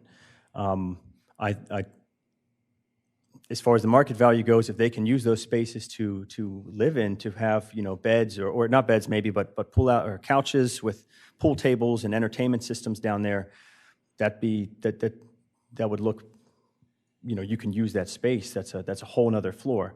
And I think that's what people are trying to find any way that they can to have more space in their homes here in town because of the 50 by 100 foot lots, our lot coverage caps, building setbacks, and our floor area ratio, regulations. Okay. Corey, what was the purpose of the 1,000 square foot credit? That was before my time here. I think that was to allow people, if they wanted to have a basement, to be able to build a full basement and not have a count against them. Yeah, you can have your net.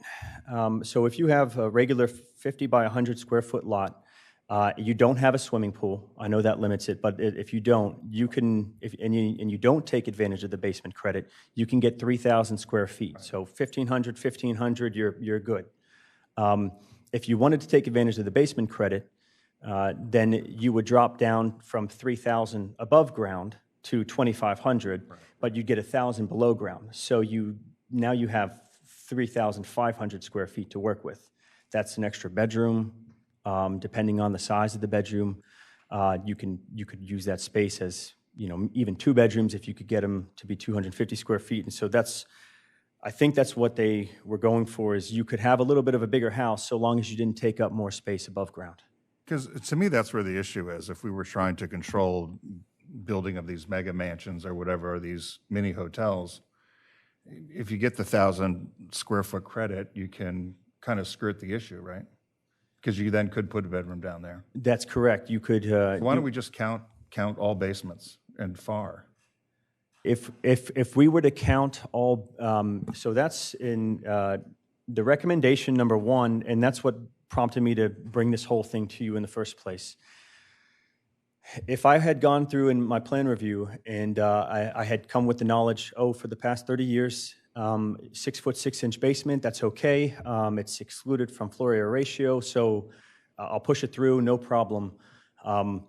But I had to hit the brakes when I realized in Chapter 102, that's our chapter in our city code where we actually make revisions to building codes.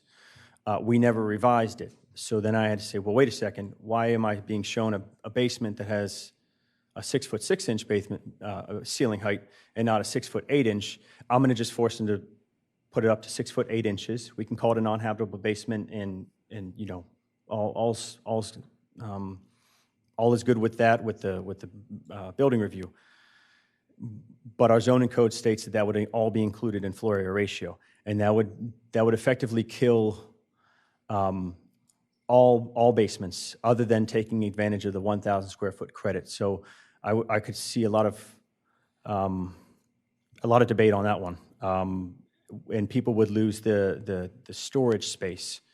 And what I was hoping to bring forth with some of these issues is if there's a way that we could navigate the issue where people could still have their storage spaces in town, but we at least get them to have life safety down there. And if we could come to a consensus between when exactly these basement heights start, and does that coincide with the floor area ratio exclusion? Because you can have a basement that's 6 foot 6 inches or less than 6'6" right now, and it could be the entire lot within the building setbacks, and it wouldn't count towards you. And I think anyone would want that. If they could get more space to under their house, they could certainly put more stuff down there. I think our residents want storage space, and I'm not in favor of making any decision that would almost immediately overnight make almost every single house in Rehoboth non-conforming. I'm in favor of, for issue 1, the alternative approach of adhering to the International Building Code and having the height at 6'8" to be excluded from FAR. Issue 2, I'm in favor with the recommendation. And issue 3, I believe that all health and safety, if you can stand and store stuff, there should be health and safety considerations. When it comes to a crawl space, I'd be fine with anything, as long as you can't stand, I think it should be considered a crawl space. So I'd be fine going up to 5 feet, 60 inches, but I'd also be okay with 48 too.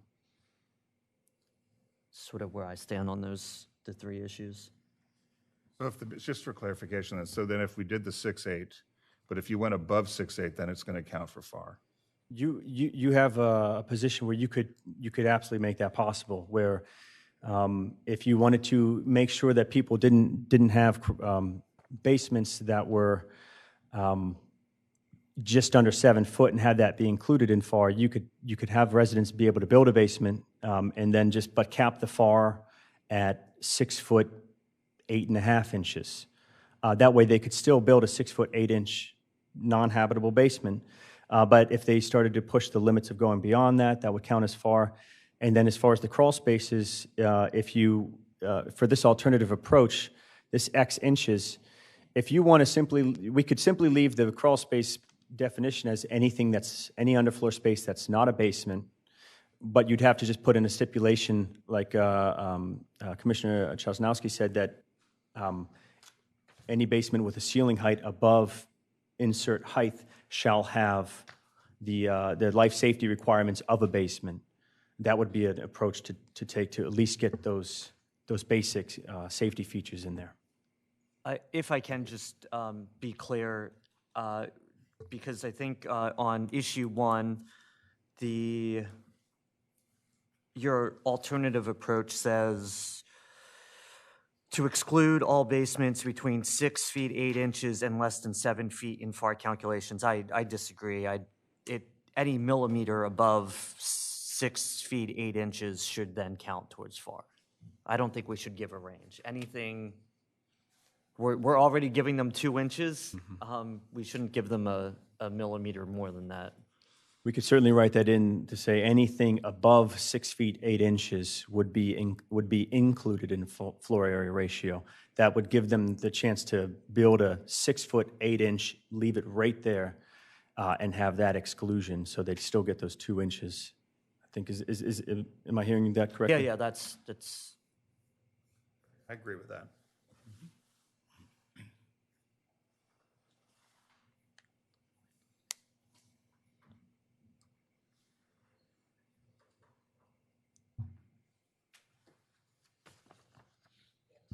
I would also agree to go to 6 foot 8 in that regards.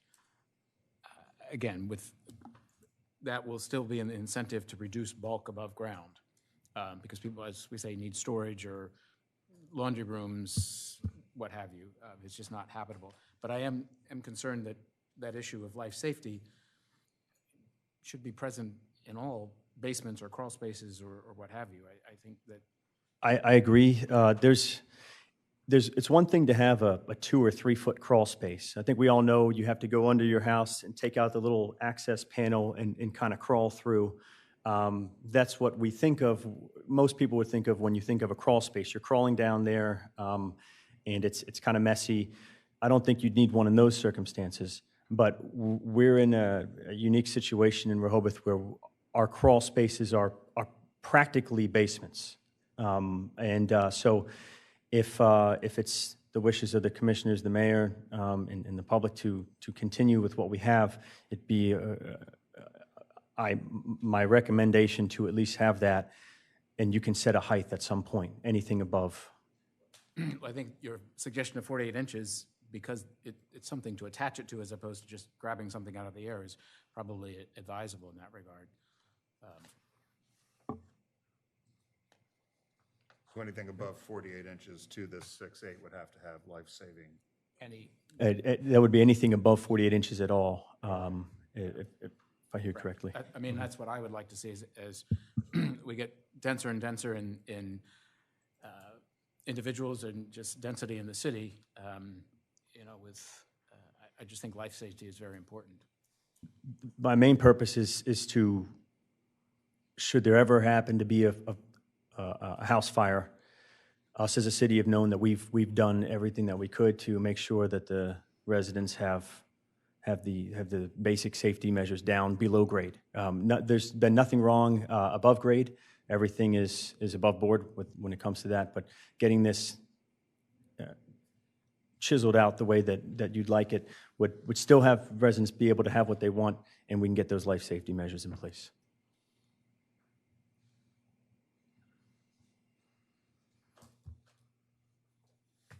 Mayor, it sounds like I think everyone's on the same page. What's the process to move this forward? Glenn, what do you think? Well, we've got consensus. I suppose we go forward and draft an ordinance now to see what it looks like on paper, right? Does that, are this all three? All three at once? We are deleting 102.51 in its entirety. So that would take that one off the table as far as being completed. This FAR inclusion 6'8" basements. At or above 6'8" basements included in the FAR. Yep. And then is the mayor and commissioners acceptable to the definitions that were aligned or presented with the or I think the only thing in question right now really is the crawl space. How are we going to delineate that crawl space? And I like Corey's idea of the 40 inches because we can attach that to a specific part of our code, of the cripple wall, or we can go a little higher.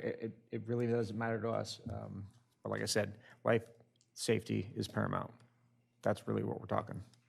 Well, let's go with all those and bring it back in front of us at the July workshop meeting.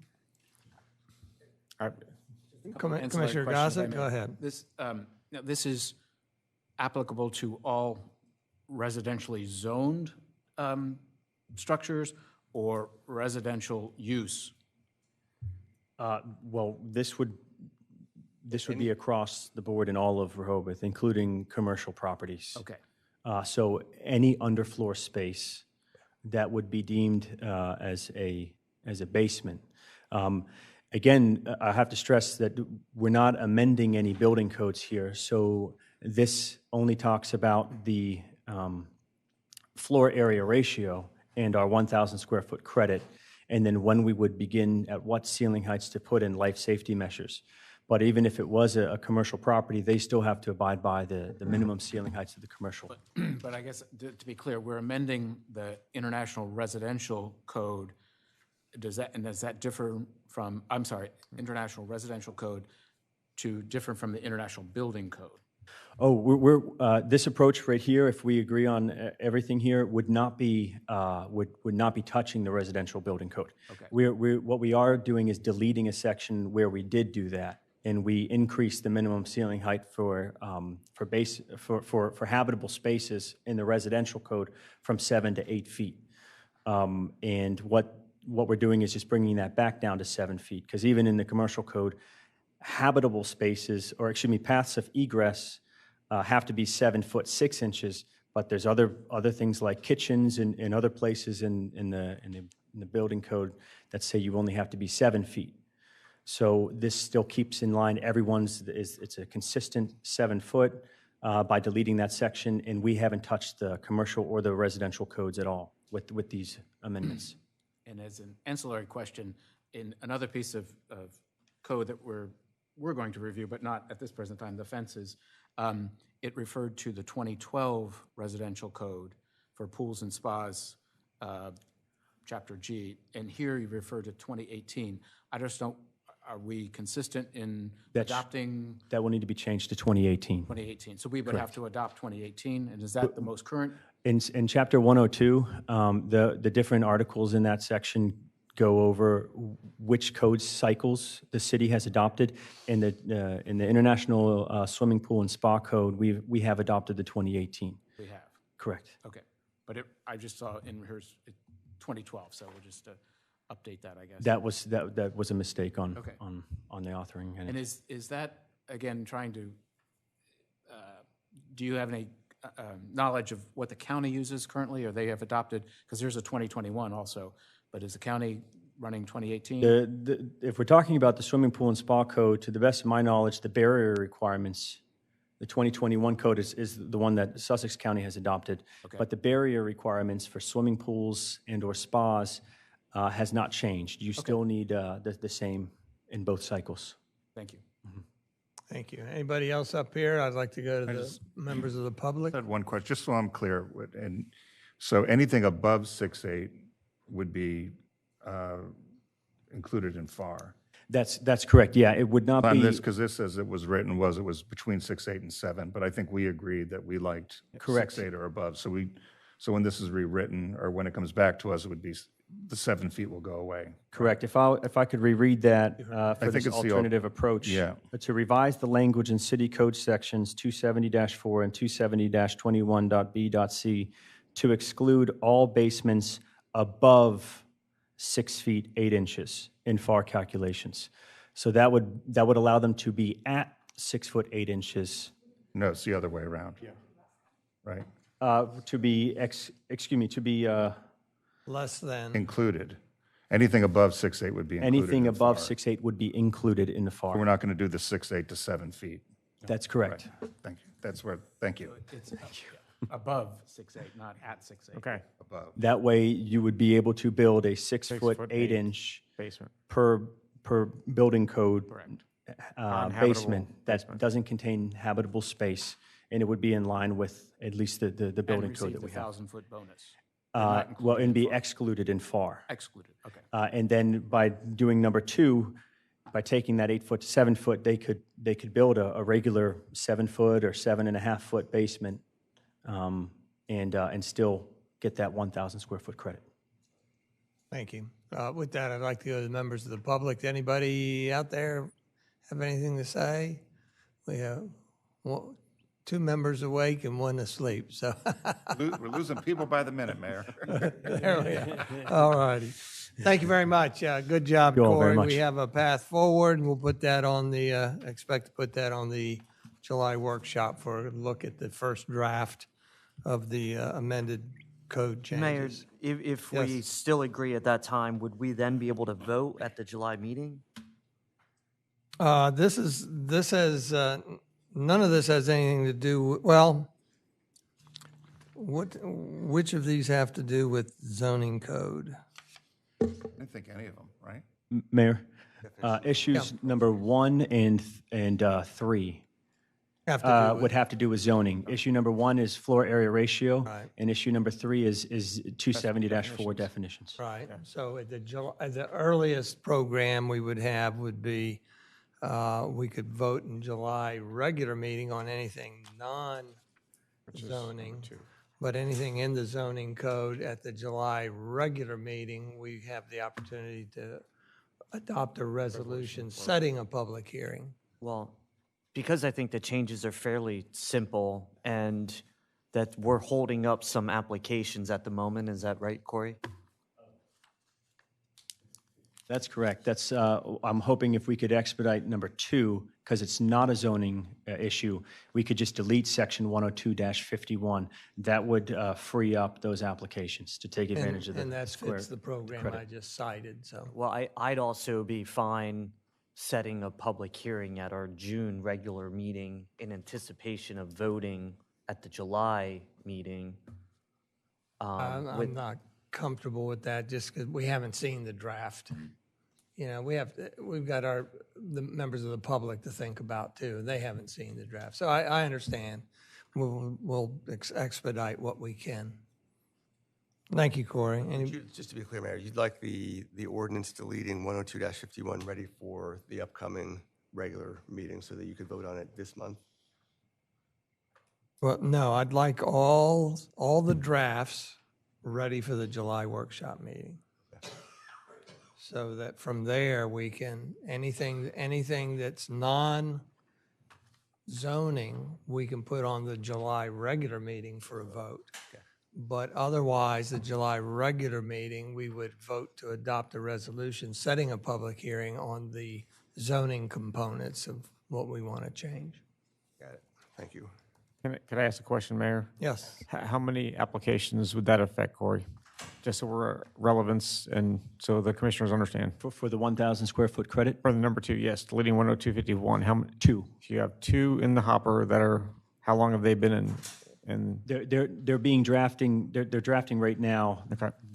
One of the reasons why they're holding up is because I corresponded with them, letting them know that this process was taking place right now. And they need to adjust their ceiling height depending on how you voted for item number 2. So 2 residential building reviews in the process, but they have not submitted yet. Correct. They're in concept. They're kind of stuck in concept review right now because of this fact. All right. Thank you very much. Let's see. Our next item of business is first item of new business, discuss an ordinance to amend Chapter 215 Restaurants in the Municipal Code by amending Sections 215-23 and 215-24 relating to license applications renewal and license applications fee. If you recall, this was initiated, I think, somewhat by all of us in addressing reapplications for license applications. Lawrence, I'll turn it over to you.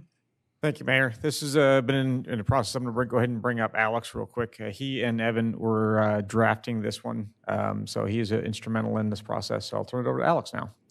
Morning. Good morning. Hopefully this one's pretty straightforward. No lot mergers or separations here. So back at the December regular meeting, this body adopted the restaurant dining on public space ordinance. And the way that was set up was that there would be annual licenses, so January to December, and every year the restaurants would have to reapply for those licenses. And there were 2 fees associated with that. There's a $150 application fee for the license, and then entering into the license agreement, there's a $325 fee as well.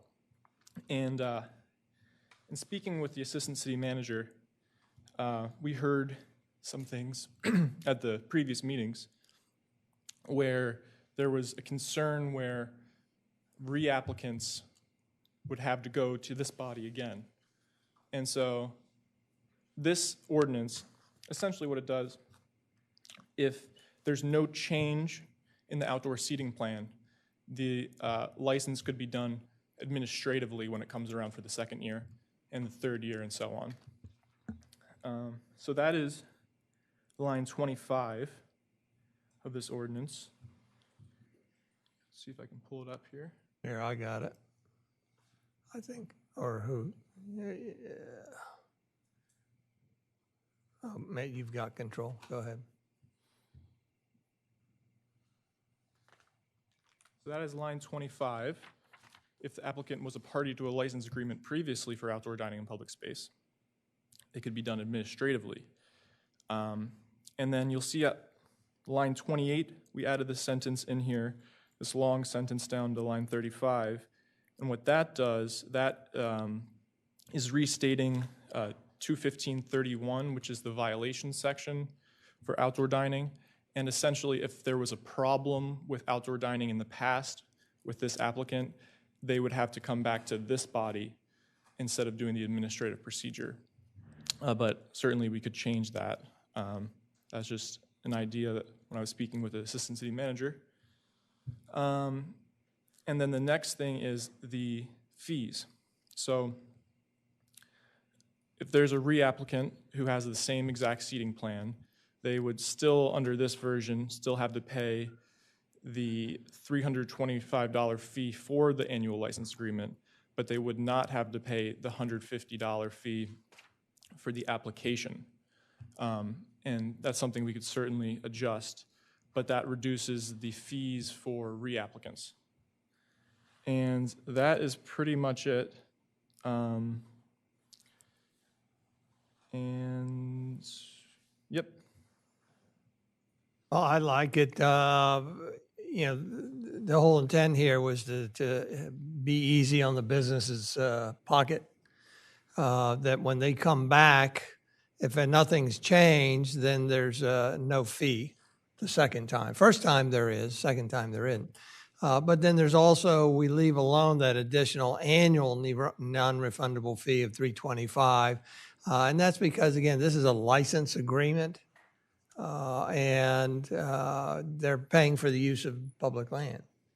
And so I don't see any problem with this. Now, this is not a zoning issue, so we could put this on the July meeting if we, regular meeting if we so chose. Glenn, do you have any addendum? There's just one thing, Mayor, and speaking with the city manager, at line 68, it says licenses issued by the city manager. These are the renewal licenses. It doesn't make clear that they're renewal licenses, so I just like to insert in front of licenses the word renewal. So line 68 would say renewal licenses issued by the city manager pursuant to that section are not subject to the non-refundable fee of $150, but they don't have to pay the $325. And I said license agreements. This is actually for applications for dining licenses. Right. Rather than a license agreement. Any comment up here?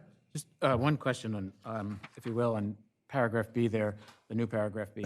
B? B, yeah, line 25. It says, and help me through understanding this in legalese, is if an applicant was a party to a license agreement with the city for outdoor dining on public space in the immediate preceding calendar year, and there will be no change to the previously approved outdoor dining area, a license for outdoor dining on public space may be issued by the city manager.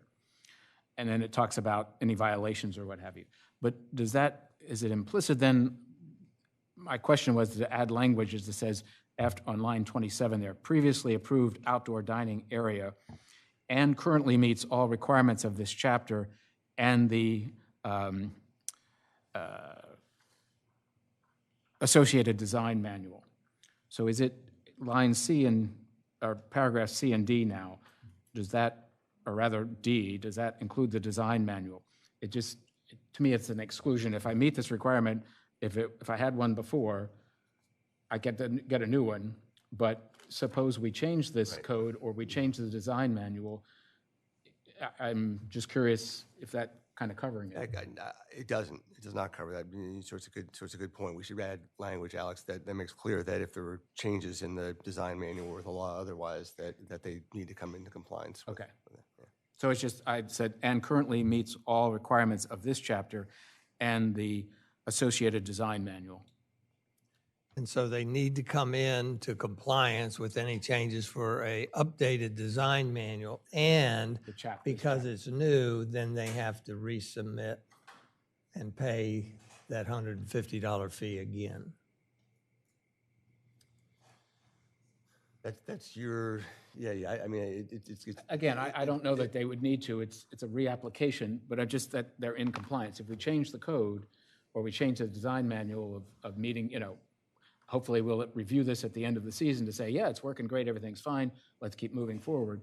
But if we make changes to this, I'm just, it's kind of wiggle room. Right, to the question. But again, it says, and there will be no change to the previous approved outdoor dining area. If we cause them to have to come back to be able to comply, should we be charging them? I don't think so. The application fee certainly is standard, but I don't think there should be the administrative $150. Well, then would you be amenable to making that change in here? Sure. That if we cause them to come back, then there is no reapplication fee. I mean, if it's a valid point to. It is. Go ahead. No, I want to. While I think this is an improvement and I did not like the way we were doing it previously, I still think that the license agreements, like every other license agreement, should be open-ended, and we can rescind at any time for any reason. I think we're creating a lot of administrative work for absolutely no reason. But again, that $300 annual fee, $300+ annual fee is to help compensate for use of the public sidewalk. and This is totally different than the Olive Avenue use of the city park, for instance. Right, but that annual fee is in the license agreement.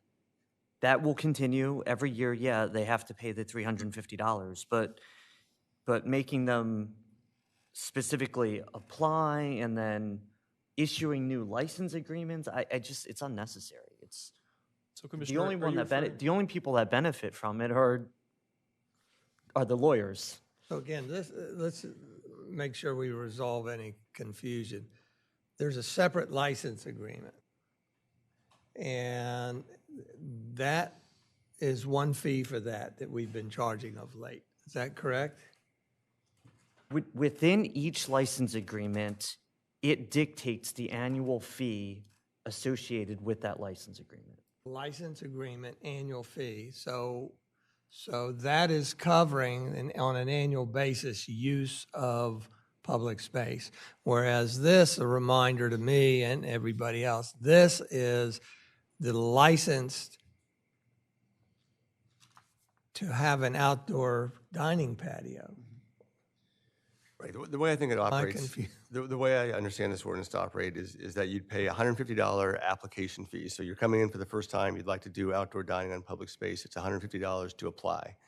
Then if we have to go through the process of actually issuing a license agreement, which requires the preparation of a license, there's an additional $325 fee for that initial application. When you come back next year, if everything is exactly the same, we don't have to do anything new with the license, we've already drafted it. So it's just the $150 application fee for future years. Other No, way around. it's the other way around. 325 is the regular, yeah, other way around. Right. The only thing that this is doing is taking away them coming before this body to approve the license agreement on an annual basis and putting it in the hands of the city manager. Correct? correct, and then removing the $150 fee for each app. Yeah. Which I agree with, because I don't think it should have to come before us annually anyway. Yes, they have to pay the annual fee for the use of city space, but like every other agreement, it should just be in perpetuity until we find a reason to take it away from them.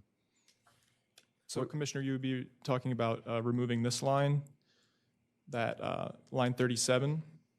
The licenses are valid for a certain specific time period. You would just want that to be open-ended? Yeah, for me, I would write the license agreements with no expiration date.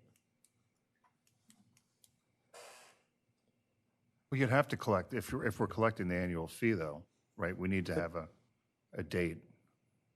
I understand what you're saying, but I think the date would just simply be, you give an annual fee of $325 unless you're not in compliance. It states that in the individual license agreement. Right.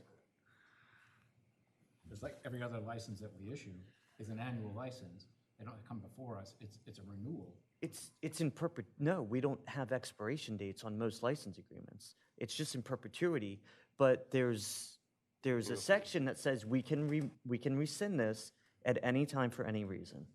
We're treating these ones differently for a reason I don't understand.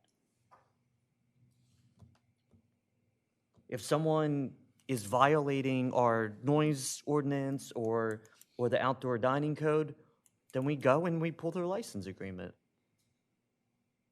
We're creating a lot of annual work besides the fee, which, I mean, that is what it is. We're creating a lot of extra work for the city manager's office for no reason. That's just my opinion. Your way here eliminating the $325 on an annual business. No. No. He's just saying you don't have to every year go through the process. They're going to get charged the $325, but it's almost as if like you get your tax bill, right? You Yeah, get it's automatic. Very similar to a business license. Yeah. They apply each year, they get it, and it's an automatic. My signature is already in the system, and it's issued. Isn't that what it says? Upon granting the license, the applicant shall pay an additional non-refundable fee of $325. What I'm suggesting, though, because they have, you would almost put this in, and you probably are going to do it regardless. in Munis, it's going to be an annual, almost like a business license. They're using outdoor space, $350. They're going to get billed on an annual basis. What I'm suggesting is we eliminate the need for them to come before the city manager each year or us and say, hey, I need to renew my license for the upcoming year. There's no reason. How do you then confirm that there's no changes? Because that's the whole thing. The whole thing is predicated on whether there are changes or not to their use outside. So somebody has to review that. I would think building and licensing or city manager. Isn't there like an annual, visit to the premises, and just to check for that? I mean, and I think that if there is, that should be covered. I mean, it's the same as a business indoors moves a table or puts in a dance floor. I mean, Yeah, we could put a administrative process in place that would facilitate the ease with which an organization submits their requirements into the Munis system and it is approved. And if it, with prior years, current years, quick comparison, very similar to what we do with a business license. We ask you to turn in your certificate of liability for $1 million. We ask you to turn in your Delaware state license. We check those two things out. You hit the button and it automatically prints it off and it sends off their business license. We are not there yet, but I do agree we can get there because I They think could upload the floor plan, say there's a floor plan, this is consistent with what we. Previous year, current year, if there are any changes, no issues with all the requirements, but we're not there at that for the back-end portal. That's where we're ultimately going with the whole process. That automation will help us a lot, but we're not at that stage yet. But city manager, correct me if I'm wrong, but the code enforcement will randomly go out to visit businesses. They have the floor plan on what's approved. So there's that. That's happening on an ongoing basis anyway. Yes, if that is true. Change something or do something they're not supposed to do, whether they have an outdoor patio on public space or not, we've got that mechanism that goes out and checks. That's true. We'll go to the members of the public. You know the routine. Carolyn Diefendorfer, city resident. On their payment coupon, when they send in their $325, there can be a little affidavit where they check a box and say, I acknowledge that I've not changed my floor plan. Again, code enforcement's going to walk around and they're going to find it if they checked it and they changed it.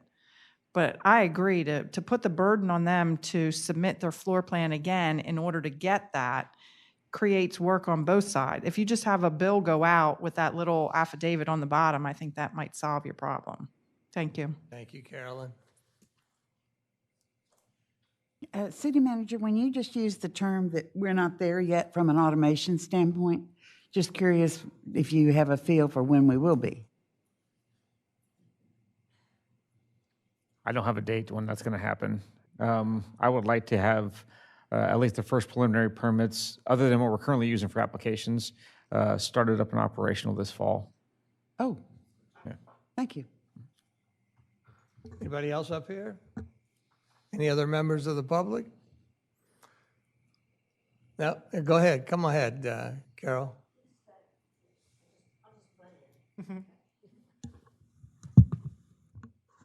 Carol Everhart, Rehoboth Beach, Dewey Beach Chamber of Commerce. I would support this with the recommended amendment. I think it's like all the other business licenses. I get one at the chamber. It just comes automatically to me. And just like all the other businesses, code enforcement can walk around and take a look and see if there's been any changes. That's it. Thank you, Carol. You have direction, Glenn? Well, I'm not sure that I've heard a complete consensus. Is the consensus that we should work to ensure there's a more simplistic way of doing this so that the license is basically open-ended, and to the extent there are changes to the floor plan that are requested, then it would trigger a requirement to make revisions to the license. But otherwise, if there are no changes, the license automatically renews with the payment of a $325 fee. Yes. Ed, that all right? And just to make one clarification or notice one thing, remember that all of these folks that have outdoor space now, they've come before us for a permit of compliance.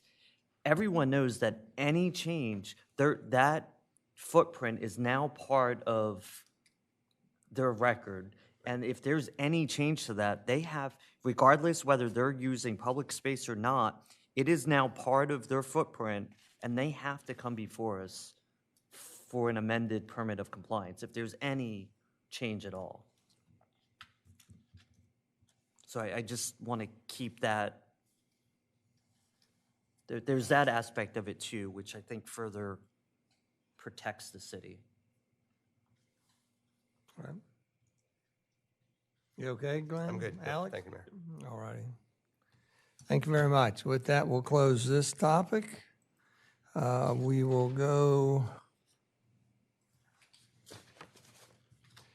The next item of new business is C, discuss amending Chapter 224, smoking outdoor, to include area restrictions on marijuana projects in addition to tobacco projects, products. The HB House Bill 1 and HB 2 bill, both related to marijuana, both the ability to be able to smoke it as well as dispense it, and the city is reacting to that.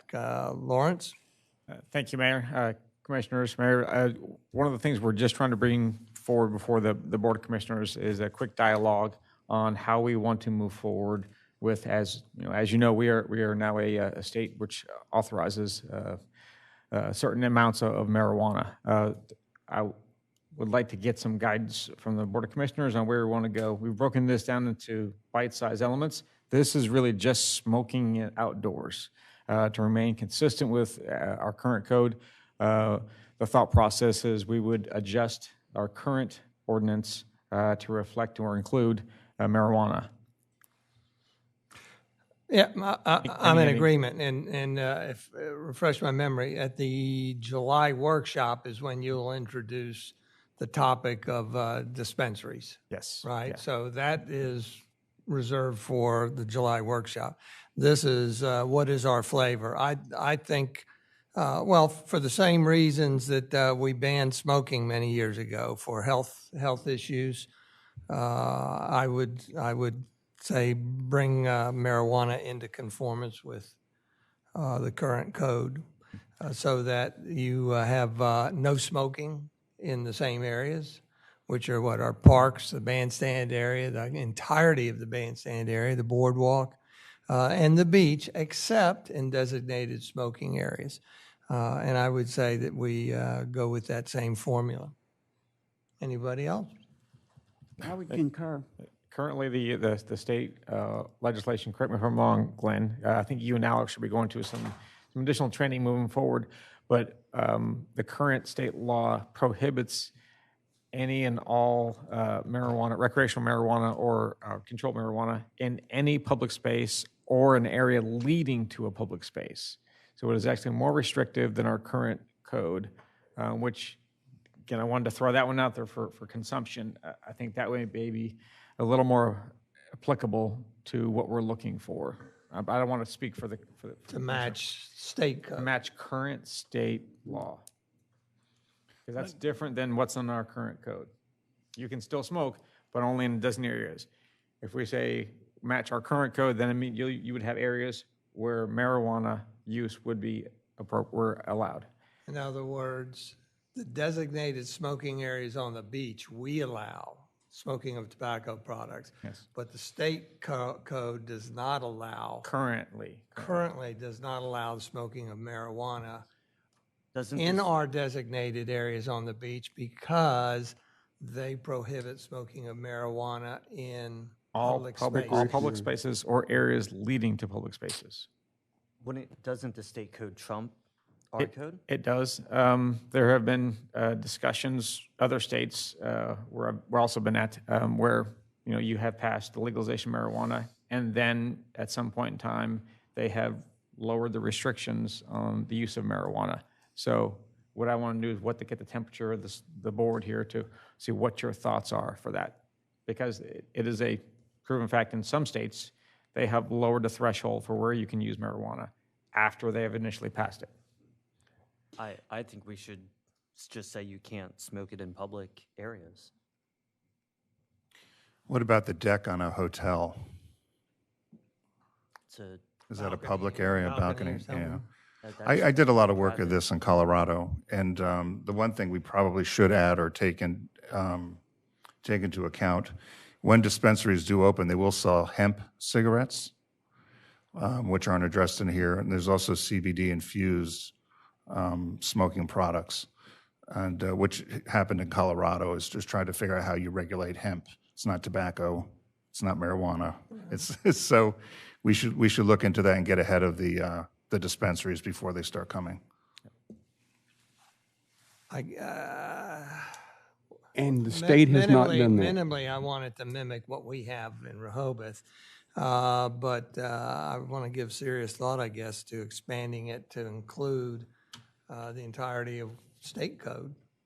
If we could come back at the next workshop with a working draft with some language that would mirror what the state has, and maybe attempt to get after some of the hemp and CBD while simultaneously working on the distribution, cultivation, all that aspect of the latter portions as we do these things in parallel and tandem, but we're just working through them, because I think to not address it is to leave ourselves open for future change.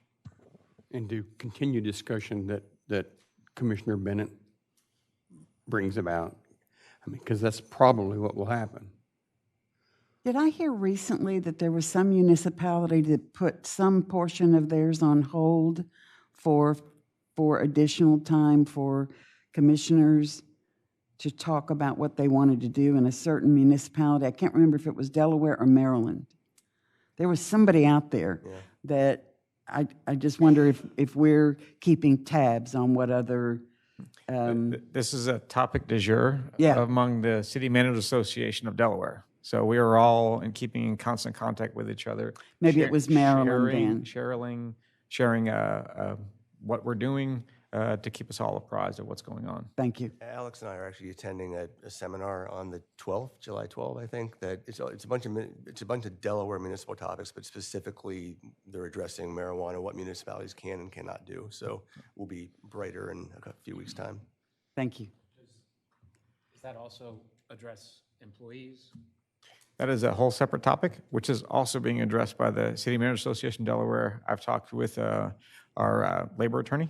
We are both handling that one in a couple different directions. One, we are, staying with the drug-free workplace, addressing what we're going to do for potential city code, addressing that out in a memorandum to the employees to make sure that our community stays safe, stays productive, and our employees are well informed. But so it's actually a separate component altogether. This was. Yeah, absolutely. Everything's kind of like moving at the same time, just in different lines. 2 with Glenn, 1 with Jim. And when again does the state code go into effect? Do we have a date? I thought it was July 1. Immediate. Is it July 1? It's just a few days away. Which means that we're going to have to deal with this in 2 days. Was it July 1? The first part. Yeah. I think that's correct, July 1. July 1. You can tell I'm really up on this. That's okay. This is maybe sort of off topic, but just a question. Does the location of a dispensary, is that dictated by the state or by local? Local zoning code. What the use is based off of our city code. And does our code address that? I'll have to get back to you. My preliminary conversation with Matt was, it does address it peripherally, but not specifically, because this is a new component. The other thing I would just try to keep in mind is folks that, whether we don't allow it in certain places or in public in general. I mean, I think we need to address the folks that are going to say, well, I'm doing this for medicinal purposes. It's a requirement for my condition, or I've got a doctor's orders, you know. I think we need to plan on how we're going to address it, even, especially for employees too. I think that's an important thing to keep in mind. Do we have guidelines on state enforcement? Are they going to start enforcing this in 2 days? Is there any indication how that's going to work? I don't know. Okay. I don't know. I will have to get back on that one. They're establishing a new office, that's just similar to the alcohol beverage control commissioner. There's going to be a marijuana commissioner. So it's going to be sort of run the same way out of different state level offices, but a similar setup to that. I don't think they've appointed that person yet. I'm not. But my assumption is just like alcohol, that they will not be coming into our municipality Right. to do any enforcement, that's up to the municipality. Because One other I'm sure point we'll on be that, dealing with. other jurisdictions that are addressing, and I don't know if we have the ability to that, but there's a lot of issue with the, shall we say, the aroma, and especially in multi-use buildings, condominiums, hotels, this type of thing, that they have not yet, to my knowledge, been successfully be able to address on a municipal level, if you will, but something that you may want to explore at this session you're going to, because it is an issue that has to be addressed somehow. Again, I don't know that anybody has been successfully able to do it, so maybe we could be a first. Any members of the public want to offer an opinion? Go ahead. Come ahead. Carolyn Diefendorfer, city resident. Please do not make it that they can smoke in extra places. Let's stick with the state. Personally, I can't stand the smell of it. So I'm sure I'm not the only one. So I don't want to be sitting on the beach and maybe near a designated smoking area and smelling it. Thank you. Thank you. All right, anything else up here? If not, we have a path forward. Thank you very much. And with that, we'll go to commissioner announcements and comments. Anybody, anything? Mayor, if I could, I'd just like to, I say this only because I think we've got a lot of, not a lot, but quite a few committee recommendations that have been lingering for a while, and I know you've been trying to balance them and include them, but I just want to keep in mind that some of the resident committee members feel like they, you know, their efforts are not appreciated or taken seriously. So I just want to say if we can try to schedule some of these outstanding things. Well, I think I sent a note to the chairs, which means you and Jay, I believe, indicating that July is probably the magic month for that. So appreciate it. Thank you. Yes, sir. So any other comments? With that, I'll go to review. Go ahead. I'm sorry. I had a conversation briefly with the city manager. One of our residents had questions about the emergency response notifications and what the city's doing, just to kind of get an update on that. And I was just wondering if we could propose that for the next workshop or something. Just to get a report. Do you want just a report from him? Yeah, just to see where we are with that. Would you mind putting that on your calendar? Yeah. June regular meeting, shall we go for, I was thinking next workshop, whatever you think is appropriate. July workshop maybe, is that all right? that's what I'm Because thinking. June is very busy.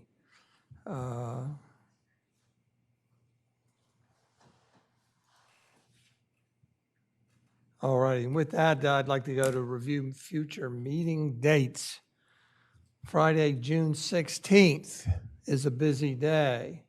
At 1 o'clock, Senator Carper is going to receive a DeFleury Award, which is equivalent to in the military to the Medal of Honor. There's only one issued a year, and we're honored to be asked to host it.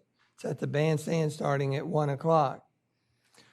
Because of that, I have postponed or pushed back the regular commissioners meeting on Friday, June 16th, starting time 2:30. So that's confirmed, Ann, if you would change the calendar, please. Just while I'm on it, that June 16th regular meeting is a busy day. We have public hearings for the future land use map, public hearings for 3 requests for zoning, and the discussion or consideration of vote on the updated tree thing. So it's going to be a very busy, long day, possibly. So I'm just giving you a heads up. Wednesday, June 28th. It's not a meeting. It's sponsored by the city, but it is a public meeting sponsored by the United States Army Corps of Engineers. It's 9 o'clock Monday. Do you want to give a little hint at what it is? It has to do with the Army Corps and the lakes management plans, I think. This is effectively a town hall meeting where the U.S. Army Corps of Engineers, who is tasked with the Silver Lakes and Lake Comedies Lakes Management Plan, will conduct a town hall meeting downstairs in the convention center. We'll have representatives, because we were the sponsoring body. It'll be hosted by us downstairs at the convention center with our partners, Sussex County, Dewey Beach, and Denrec. They will all have individuals there. Lynn is working directly with the U.S. Army Corps of Engineers point person on that one. We've had a couple of interactions, and we'll make sure that is set up. What you can expect is we're going to widely publicize that one across social media and all other aspects. Downstairs, multiple easels with different components of the Lakes Management Plan and the small presentation to solicit questions and feedback. We'll also have representatives from SOLA 3, and we've received feedback from our 3 partner agencies, like I said, Sussex, Denrec, and Dewey, and in our feedback as well. Like I said, so that'd be that June 26th, 28th, 9 a.m. downstairs Convention Center. So like I said, town hall type event, and we'll keep that one publicized as much as possible. So again, that's not a city meeting, but city manager is taking care of all the logistics. Yes. And we are hosting it. Yes. So we're looking forward. The agenda and presentation will be posted, and it'll be on our iCompass Civic Web calendar, but only under a town hall meeting. Correct me if I'm wrong, Ann. Town hall meeting. Okay. City manager, are you considering any changes to parking for that day? I think we were asked to do that one already, weren't we, Lynn? Like waiving the parking in that on that day? Okay. We can and will. Well, you might want to think about that. Yeah. That's a great point. Thank you. City manager, Go ahead. will it be recorded in any way? There is no recording capabilities there down in the convention center. It's a very difficult process to try and remote that down there. And will SOLA 3, who I think really helped push this in the beginning, will they be involved? They will be involved. They've been, since I came on board, I submitted to them a draft copy from the Corps of Engineers. So they've had a little bit of time. They can still provide comments, and they can provide comments and feedback up to that date, even a little further on. So the whole and purpose of this one is to get their feedback. They were a little pushed for time, but we're expecting them to provide a consultant who will provide a specific feedback chapter by chapter with certain components. So we're eagerly awaiting that feedback so we can then present that to the Corps of Engineers for consideration. All right, thank you. With that, the September and October workshops, Monday workshops fall on holidays. So we are picking an alternate date. That will be September 5, which is a Tuesday, and October 10th, which is a Tuesday. So, Ann, if we would make that notation in the portal calendar, we have that. And with that, I have nothing else other than citizen comment. Is there anybody who would like to say something? Anybody at all? Walter, just, the routine, state your name and relationship to the city, Good afternoon, please. Walter Birmingham, 123 Henlopen Avenue. There was a comment about appreciation. So I wrote diverse views, and I really think the system works quite well. I'm not always happy with it, but I think the city does a very good job. We saw a crosswalk get installed, still in progress. On the state road at Munson Street, we saw 4 people from Streets and Transportation brought forward to you, and between the crosswalk and Munson Street lining the street, Chris Valenti has said his name brought it forward, but we have all of you and all of the city staff, the people that, whether or not it's perfect, go out every day and try to do their job. And for that, I appreciate it. I don't always agree with it, but the process is pretty open, and I leave you with a closing. I was delivering a package at 5th Street and Rehoboth Avenue the other day, and Bill for Technical Services, I noticed you have a lot of new titles on your trucks, fleet services, et cetera, but Bill was working with his 2 helpers, and Bill got a ladder out of the truck and went over to the stop sign at the northwest corner of that intersection, takes a pair of tree trimming tools and cuts the branches away from the stop sign that was obscured. He should be thanked, but there's people that do that every day of the week, and we have a pretty fantastic community, and we have a lot of very dedicated employees, and I appreciate that, and you should also. Thank you. Thank you, Walter. Anybody else, Carolyn? If not, then we'll adjourn this meeting at 12:22. Thank you. Remember, we have another special meeting at 2 o'clock today. Thank you.